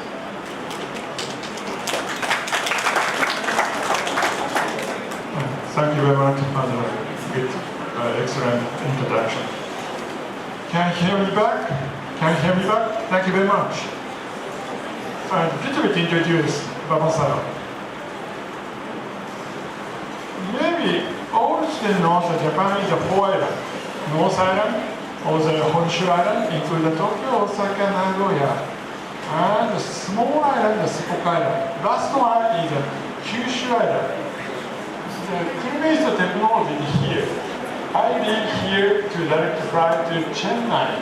After that, take a domestic airline to the Vijayawada. All students know, maybe all students, the faculty members use AI. AI need the data center. The recently of the AI is substantially increased. The encouragement AI is a substantial increase. Final goal to the AGI. To conduct the AI to the data center is very, very important. Energy, important. But data center have to cool down perfectly. It's very important to stable AI world. How do you cool down? Recently we employ air cooling, just general cooling, just air. The next generation is the water cooling. Maybe some students use of the CPU. Recently, all students employ the GPU to construct the PC by yourself. Yes. So the GPU is just a heating surface, very, very big problem. The temperature substantially increase, have to cool down. The this case is that we employ water cooling system. But next generation to develop the AGI, we need a more cooling performance. The next generation is just imagine cooling. The device installed this one here. The left-hand side, this is a normal air cooling and water cooling system. The working fluid air or cold water to cool down of the data center. The right side, this is imagine cooling system. This is a liquid. The device installed CPU, GPU, and surface of the GPU, CPU also the substantial cool down. data center is a perfectly stable cooling. This is the next generation. This is a schematic. This is a data center. This is a device. This is a vacuum fluid here. The electric coolant. The coolant moves this way. This is the cold coolant moves this way. The heating is a high temperature coolant moves this way. Have to cool down. We employ heat exchanger. This is the key word. Heat exchanger finally is a coolant is a substantially cooled down to bring to the data center. And this way is a cooling tower, dry cooler, and a chiller. Also, all industry area we employ this style to enhance the good performance in heat exchanger. What do we do? Need a more energy source to construct the data center. It means have to cool down of the data center or to enhance the heat exchanger performance here. What do we do?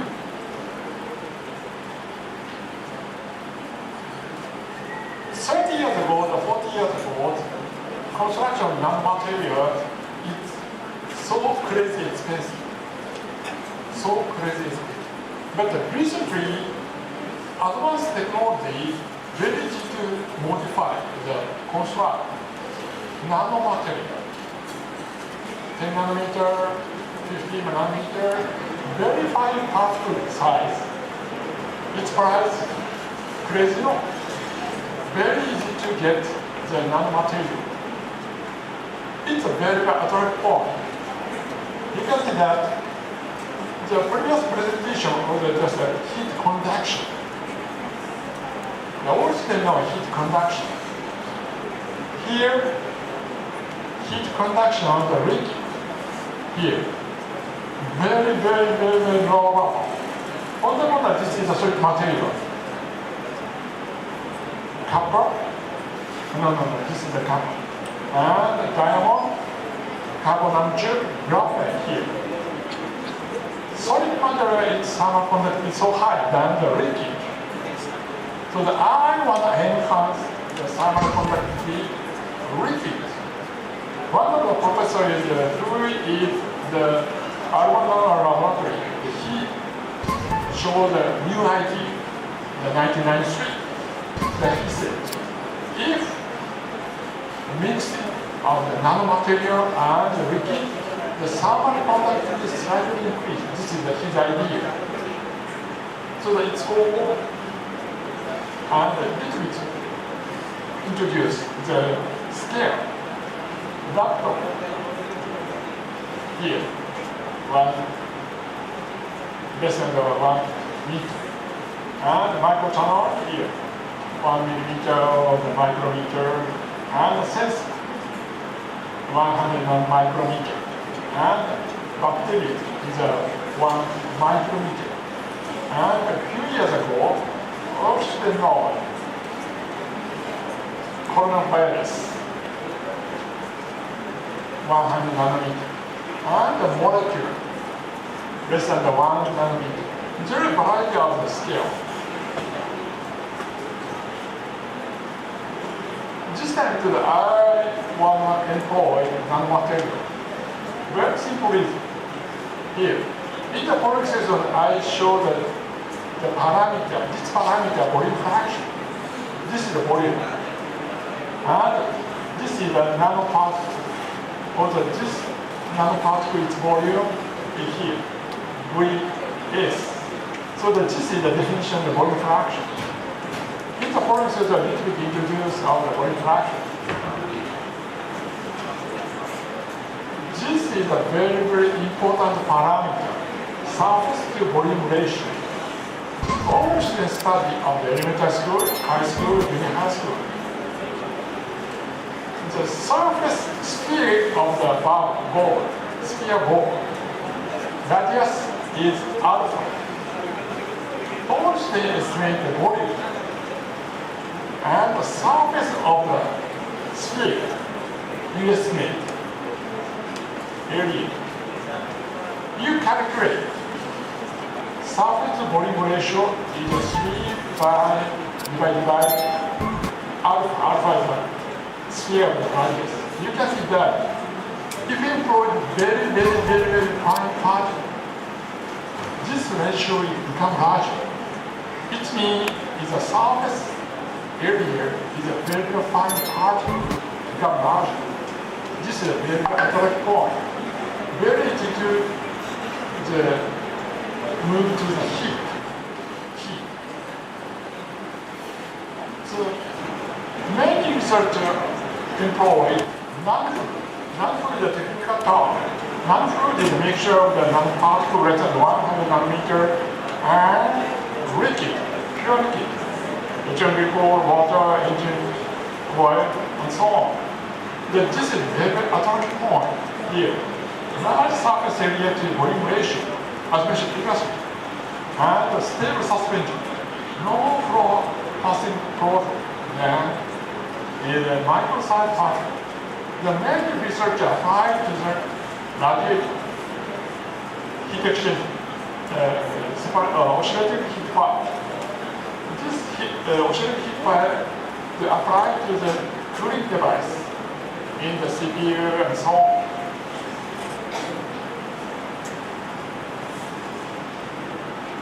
So first, I developed silica nanofluid. Silica nanofluid developed in my lab.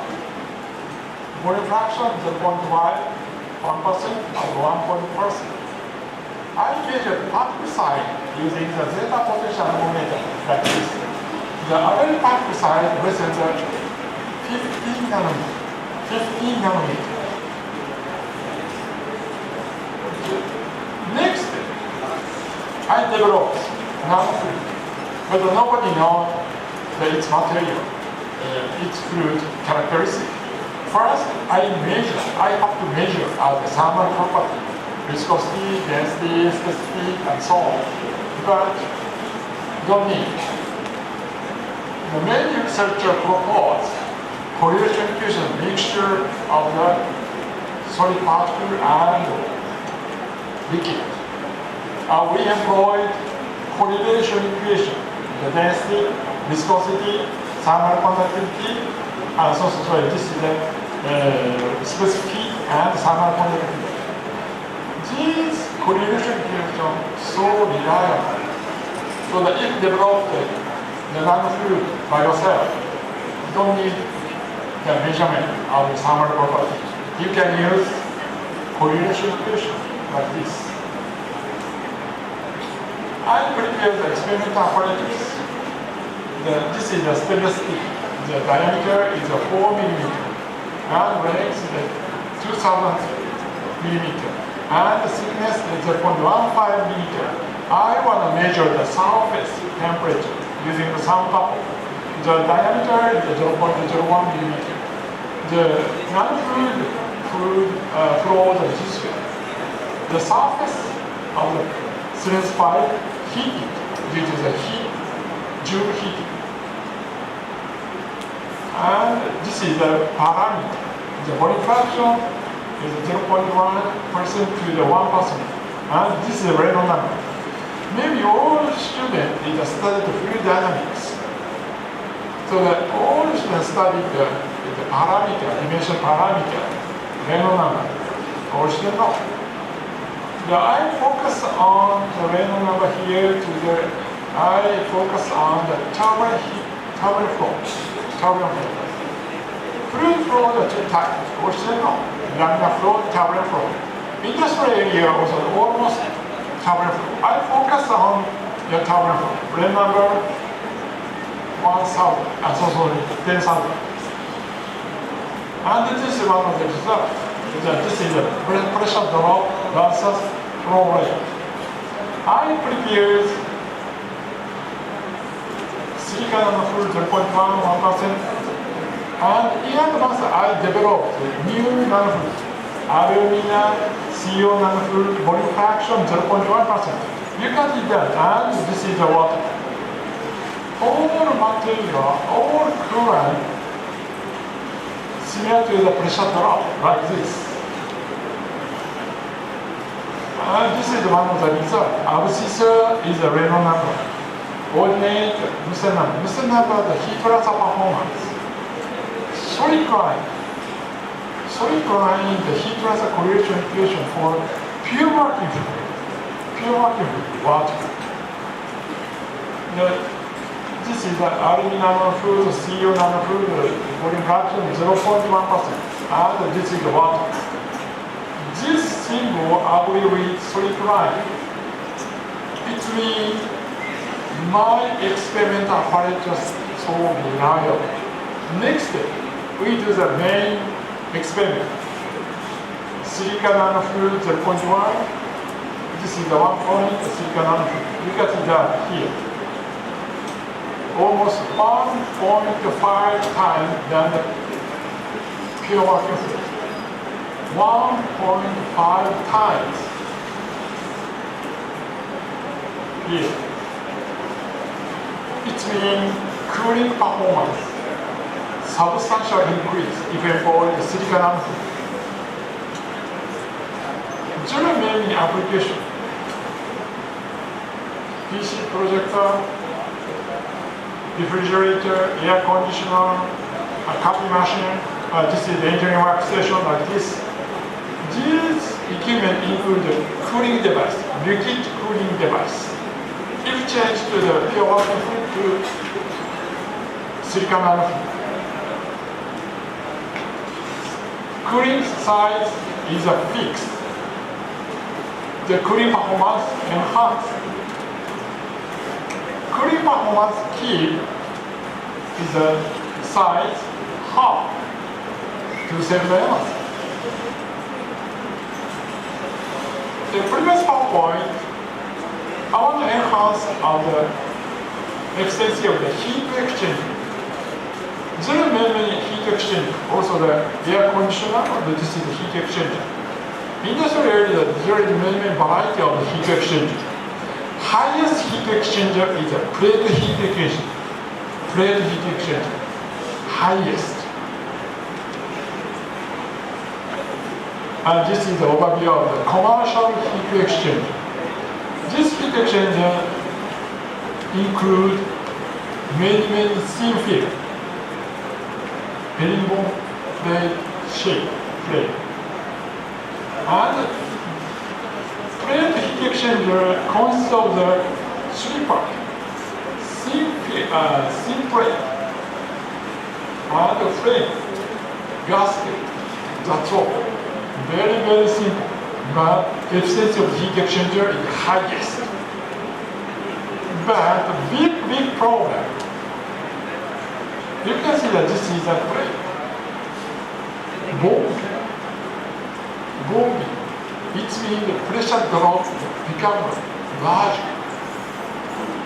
We need more powerful form. So expensive. I want to modify.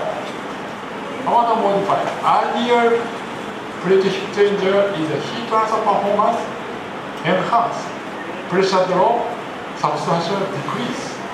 This is the ideal heat exchanger. I want to develop new heat exchanger, but high cost, high risk, spend more time to develop new heat exchanger. We don't have enough budget to develop new heat exchanger. Previously, I showed the coolant, silicon nanofluid. So now that we employ silicon nanofluid, paper number 7. I do the experiment. Heat transfer characteristics, nanofluid flow include nanoparticle. I do the experiment to consider the effect of the volume fraction particle and the Reynolds number and the silicon nanofluid on the heat transfer performance in plate heat exchange. I give up modified heat exchanger. Just working fluid change to the pure working fluid to non-fluid. And this is the experimental apparatus. I prepared the chilling, 2 chillers I employ here. And this is the heat exchanger, commercial heat engine. No modification. This heat chilling is a hot water, 30 Celsius. Hot water move this way. Turn here. So the temperature slow down. 20 Celsius, 10 Celsius. This chilling is produced on the 10 Celsius cold water. Move this way. After that, return to here. The water, its temperature slightly increase. This area, heat exchange. This is the overview of the side of the plate of the heat exchange. This is commercial heat exchange, heat plate, also the minimum plate, no modification. I receive the data, real data. After that, I have to rearrange of the result. The previous presenters so that show the heat transfer coefficient. So that I receive this is the overall heat transfer coefficient.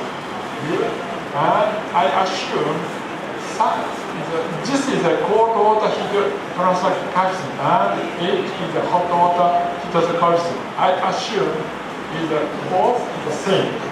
Now this is the real heat transfer coefficient. And finally, the Newton number is this is the definition of the Newton number. And the Reynolds number, this is the definition of the Reynolds number. The first, this is the result, pressure drop versus Reynolds number. Left side is one side is nanofluid. Another side, pure vacuum. Right side, both sides. Both sides, it means both sides. Ceramic, I prepared 2 ceramic. Both sides is both ceramic vacuum fluid is a non-fluid. One side case is this ceramic is a non-fluid, and another side is a pure vacuum. The left side, right side, you can see that almost pressure drop versus Reynolds number similar to the pure vacuum fluid. Volume fraction 0.1, 0.5, and 1%. Next, this is the last figure. This is the last figure. This is the Reynolds number. Ordinate number. Solid line is a pure vacuum using the commercial heat exchange. Researcher is a proposed coordination equation like this. This parameter, this symbol, is a nanofluid on both sides. Both loop I employ is a nanofluid. This symbol is a one side pure vacuum fluid, another side nanofluid. You can see that both sides nanofluid heat transfer performance enhanced like this. But same parameter, for example, also the one crossing, little bit suppressed in the case of one side nanofluid. But anyway, volume fraction 0, pure vacuum fluid. This symbol already is a straight line. It means experimental place reliable. Anyway, the previous PowerPoint I showed that this loop, the electric cooler have to employ this cooler. Very simple reason. Electric device include CPU, GPU installed. I have to employ the electric cooler. If employed water, CPU, GPU, and electric device drop. So that we have to employ the electric cooler. This is the pure working. But this group changed to the pure working fluid to Yamaha. The previous PowerPoint, heat exchanger, its efficiency slightly enhanced. It means cooling performance enhanced. Normal system is that this is the pure working fluid and this is the pure working fluid. But I want to enhance performance, cooling performance in heat exchanger. Better way, better method to modify the heat exchanger. But we don't have enough time. Don't have that enough budget. So we just change to the working fluid. And right hand side only. Just change to the working fluid. But the heat exchanger performance slightly increase. So the next generation, the AI system, that we need the advanced cooling power, cooling performance in data center. Just change to protect the heat performance in data center. Oh, okay. This is my presentation. Thank you very much. Thank you, sir, for your valuable insights on nanoparticles and nanofluids. We request HOD, sir. And this is a Japanese people? No. This is a Taiwanese people. Taiwanese people. Very simple, a Taiwanese student. Our university of the Pasteur University of this university. So the few students join the summer program. During the summer program, 1 week to study Japanese language or to the experience product kimono. The female, this is a Japanese kimono, and the man is a hakama. Please visit our university to have the Japanese experience. Please enjoy in Japan. Thank you. We request HOD, sir, Panduranga sir, and Drs. Ramesh Srikonda sir to kindly hand over momentum to our esteemed plenary speaker, Dr. Suchituri.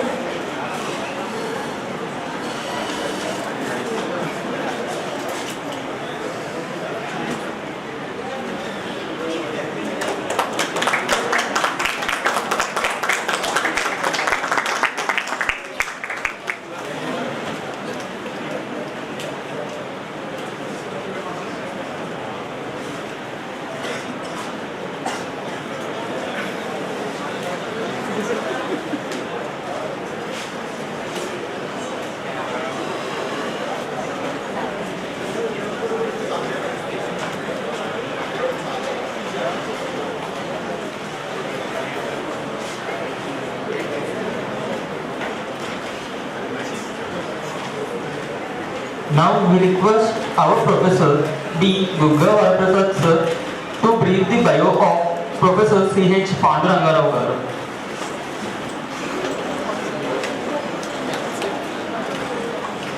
So, good morning all of you.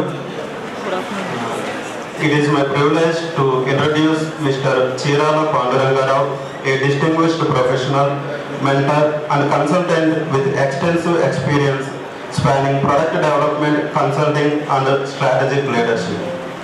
Mr. Rao is currently working as Professor of Practice, Sri Vishnu Educational Society, bringing with him decades of rich global industry experience.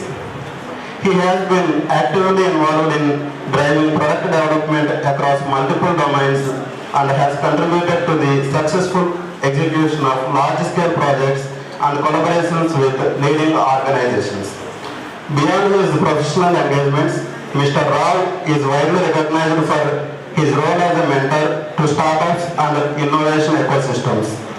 He is associated with initiatives such as Atal Incubation Center, where he guides emerging entrepreneurs in transforming ideas into impactful real-world solutions.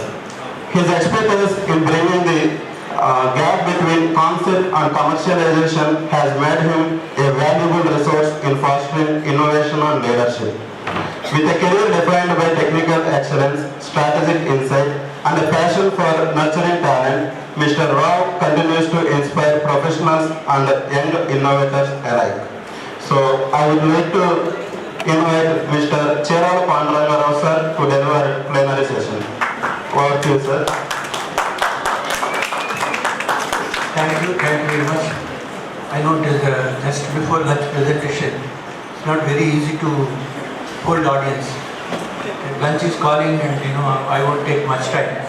How many of you have heard about digital twin? How many of you have heard about digital twin? Twin అంటే తెలుస్తుందా మీకు twin? Twins, you have heard about twin, isn't it? Several movies have come with twin dialogues and all that stuff.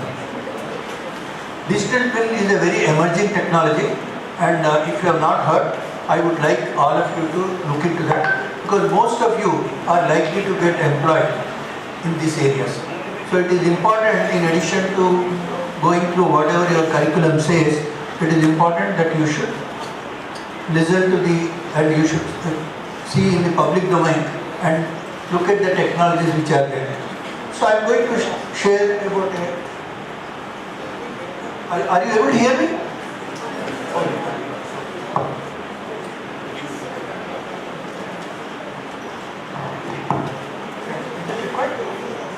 Is it still required? Okay. So I was talking about digital twin. If you have not heard about it, no problem. Start looking into Google and try to see what is digital twin, because it is important. It is one of the emerging area and it is very exciting, very interesting. So I want to talk about a project which is being done by your faculty members, where most of you have an opportunity to join this project. This is a project which is done by the faculty. Faculty will be mentoring, and students like you from different colleges of Sri Vishnu Group are working on this project. What is this project about? This is a clinic. A clinic which is helping the patients in the rural areas, a dental clinic. You have seen Vishnu Dental, which is across your campus. So they are the customers for this project. So we started working this, and the most important thing is they have 52 clinics already in state of Andhra Pradesh and Karnataka. So they are further expanding. So earlier speakers have talked about ESG, why it is important. The areas which are relevant to ESG for this project start with affordable treatments, right?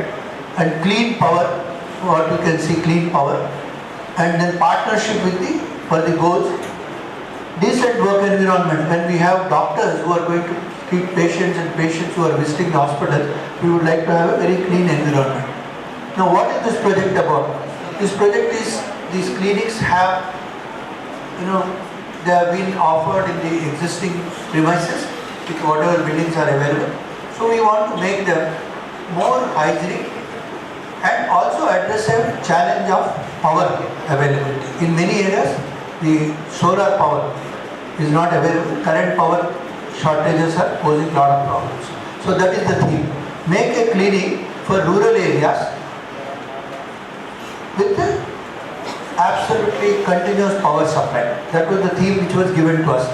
Now with this theme, what do you think? Only civil engineers should work, mechanical engineers should work, electrical engineers should work? Who should work on this project? Any ideas? Who should work on developing a portable clinic for rural areas? Which discipline should work? Anybody? Do you think civil engineering should work? Yes. Mechanical? Yes or no? Yes. Who else? Electrical? Yes. Yeah, this is a cross-functional team, multidisciplinary team. Any project which when you go to industry, you will find the core branches, they collaborate a lot. It is not going to be just civil engineering project or mechanical engineering project or electrical engineering project. It will be a cross-functional, multidisciplinary project. So here also, we built a cross-functional and multidisciplinary project. As you can see, some of your professors, Dr. Teja, Professor Alisha, they visited these clinics.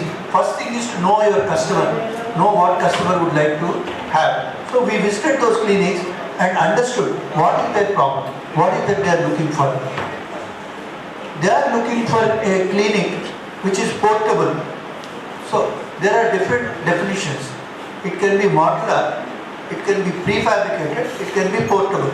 The containers which you see today, there are a lot of tea shops running in web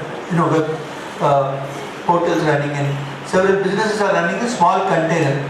A container of 150 square feet area weighs 2,500 kg. Why is it popular? Because all the second-hand containers are available at 75,000 to 1 lakh rupees. That is why everybody is starting their business in a container, not in a building. But is container suitable for every business? No. It is very warm, very hot. You cannot modify it. It has got a fixed structure and it weighs 2,500 kgs for 150 square feet. A small 150 square feet area, if you want to take a container without doors, windows, it is like a box that weighs so high and very warm. Okay, doesn't have proper doors, proper arrangement. So that is not suitable for us. Prefabricated is very expensive. So portable is a concept where you can shift and move this wherever you want. Today you are here, you want to move after 2 years to another village, after that you want to move to some other sports complex or maybe some other exhibition. Wherever you want, you should be able to move this clinic. That is the whole theme.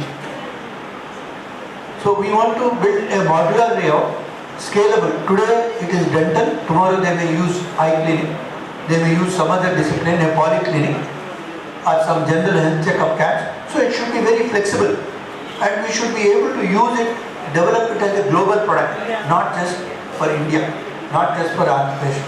Can we make a global product which can be given to other countries where they can also use? That is the aspiration. So whenever you have a project, whenever you have an activity, try to aim high. You should always aim high. Do not look for easy goals. When you stretch, when you focus, you will always get the best. If you see a high jump and you look at the data, you think, is it possible for anybody to do such a high jump? It is possible. They have done it. So you always should set a high goal. So we are also setting up a goal of global market for this clinic. Now who all have worked, as I said, any project, when you go to industry, it will be a cross-functional project. So we have Dr. Teja, Dr. Alisha from this campus and Dr. Balchandra from Narsapur campus who is doing structural design of this particular thing. Dr. Vinay and Dr. Ramesh are customers. You should always be in touch with customer. You should build what he wants, not what we like. Okay, we should continuously modify and get higher market. Then we have Dr. Ramchandra and Dr. Dastagiri working on how do we make it self-powered, that is solar power. So we are providing solar power. Similarly, sustainable material, as we have heard about innovation, material, sustainable material is very, very important. The material which is lighter, which is reusable, recyclable, right? They are very important for future. So we are talking with the Dr. Teja, I am saying this board, whatever you are writing, can we make it out of sustainable material? The fall ceiling, non-load carrying member, not structural, not critical, can we make it of sustainable material? So we should look at sustainable material for that, right? And we are also getting biomedical team to make sure that all the effluents which come are treated properly. So this is the cross-functional team. We have a business development part also as a part of the team. Now for any project, once you understand the customer requirement, customer has said, I want an affordable clinic in 15 lakh rupees. So prefabricated is 30 lakhs, container is 4 lakhs, but container doesn't meet our requirement. So we have to design something at that cost. And to do that, we have to list down what are all the requirements. This is how any project starts. First, you should start at what is the customer requirement and look at each system component which will meet the customer requirement. At this stage, some of the requirements are not known to us, right? In a dental clinic, excuse me, hello, last row. This seminar is being organized for you so that you will get some additional inputs. So please pay attention. Okay, I request you to pay attention. If you have any specific doubts, more interesting, please share with us. So in this particular case, some of the things are not known to us. We do not know how many people will visit the clinic and what is the load in a particular area. There are 3 dental chairs and there are 4 people, 4 patients. That particular area will be around 450 kgs on floor. But rest of the areas won't be there. So we need to know what kind of weight is there, what kind of heat load is there, what kind of water requirements are there. All those things, how do we get to know when we are designing? So to acquire this data, we can place instruments, we can place sensors.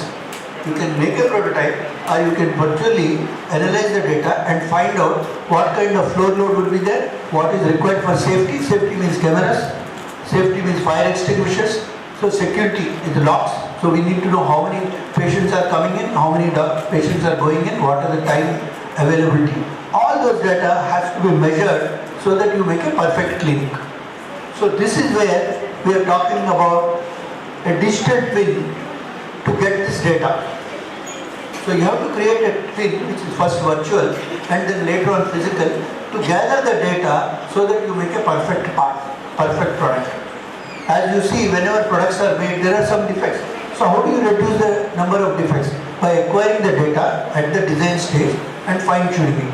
So what kind of data is required? A data which helps you to take decisions. What kind of reinforcement? What kind of solar panels? Where the solar panel should be positioned? How the angle should be there? How frequently they should be cleaned?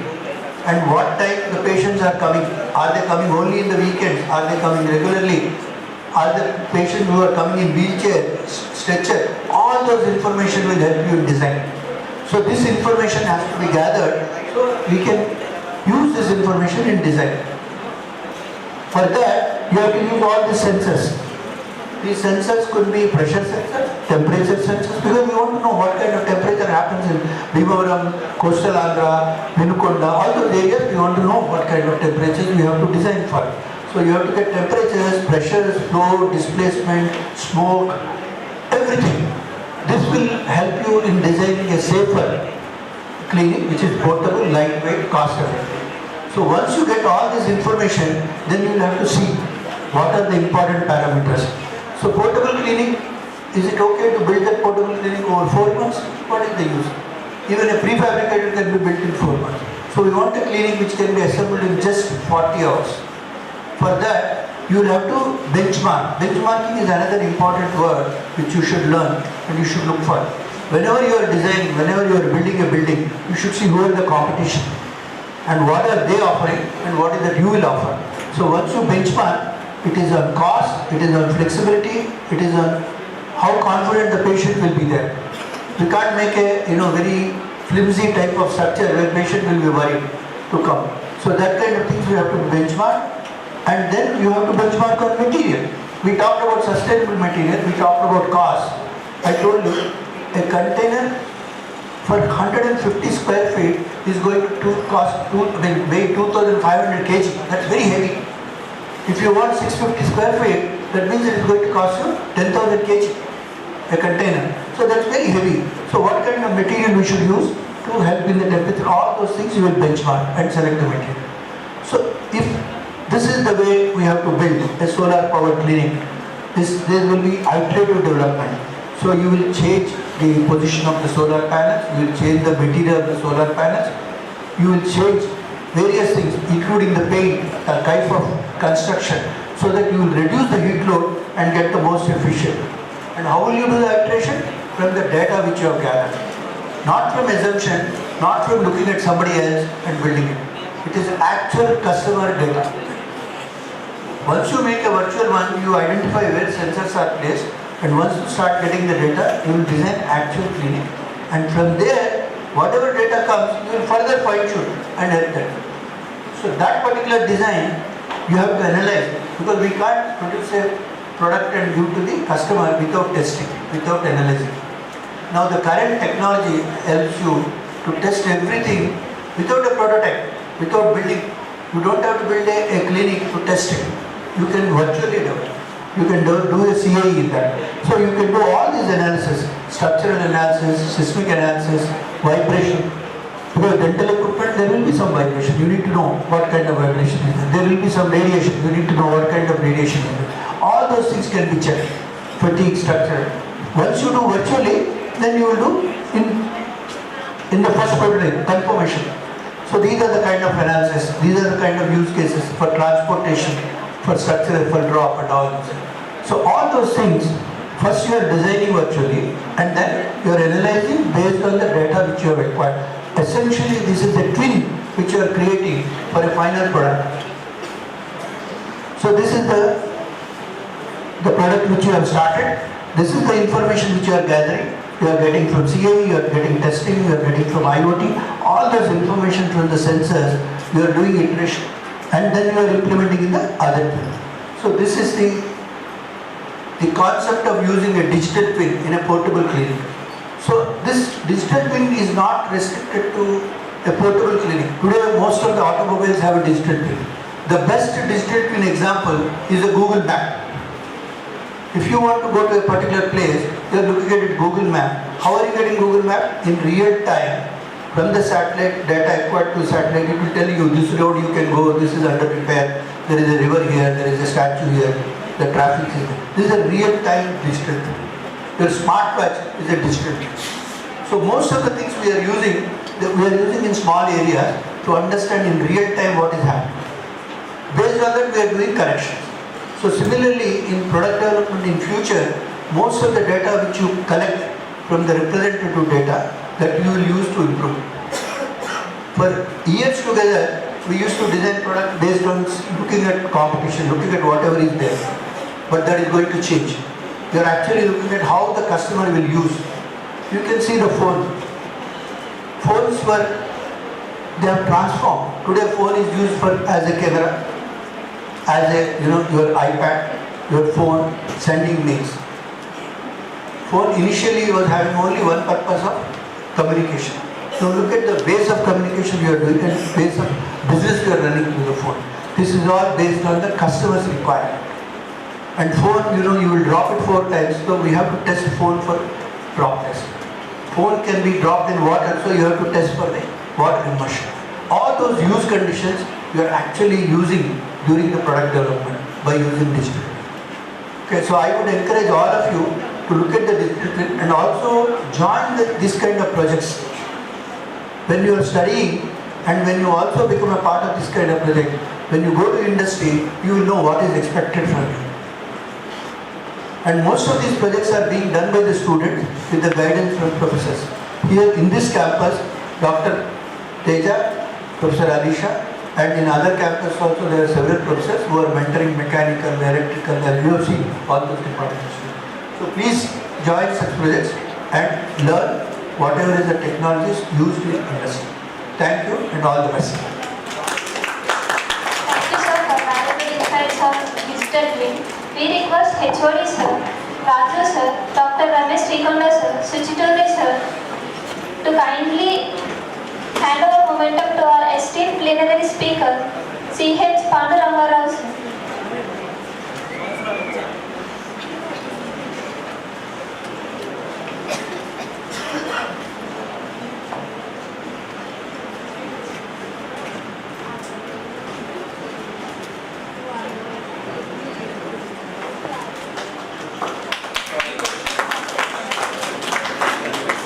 Audience, participants, students, if you have any questions, all the speakers are available here.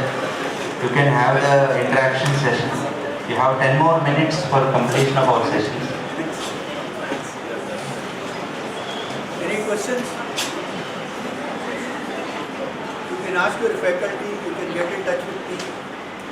But look at the emerging technologies. In addition to whatever you are reading in the textbook, look at what is customer expectation. And you put yourself, if I am a customer, if I want to buy, what is the time I buy? And what is the time pay for? Then it will make you much smarter. Thank you.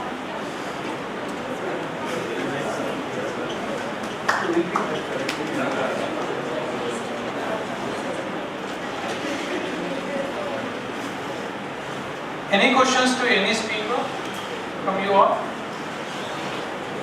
No? It's open for discussion. Please come forward.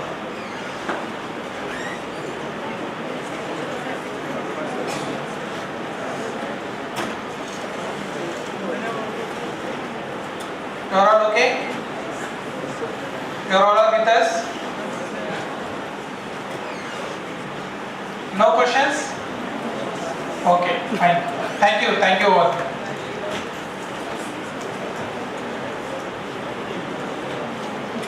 As we come to the end of the plenary sessions, I hope you all had a great experience. I sincerely thank our plenary speakers for the insightful and knowledgeable content shared with all the participants. In the afternoon, we will have 2 pilots technical session in the ground floor and first floor seminar hall. Thank you all. We will now take a break for lunch and reunite at 2 p.m.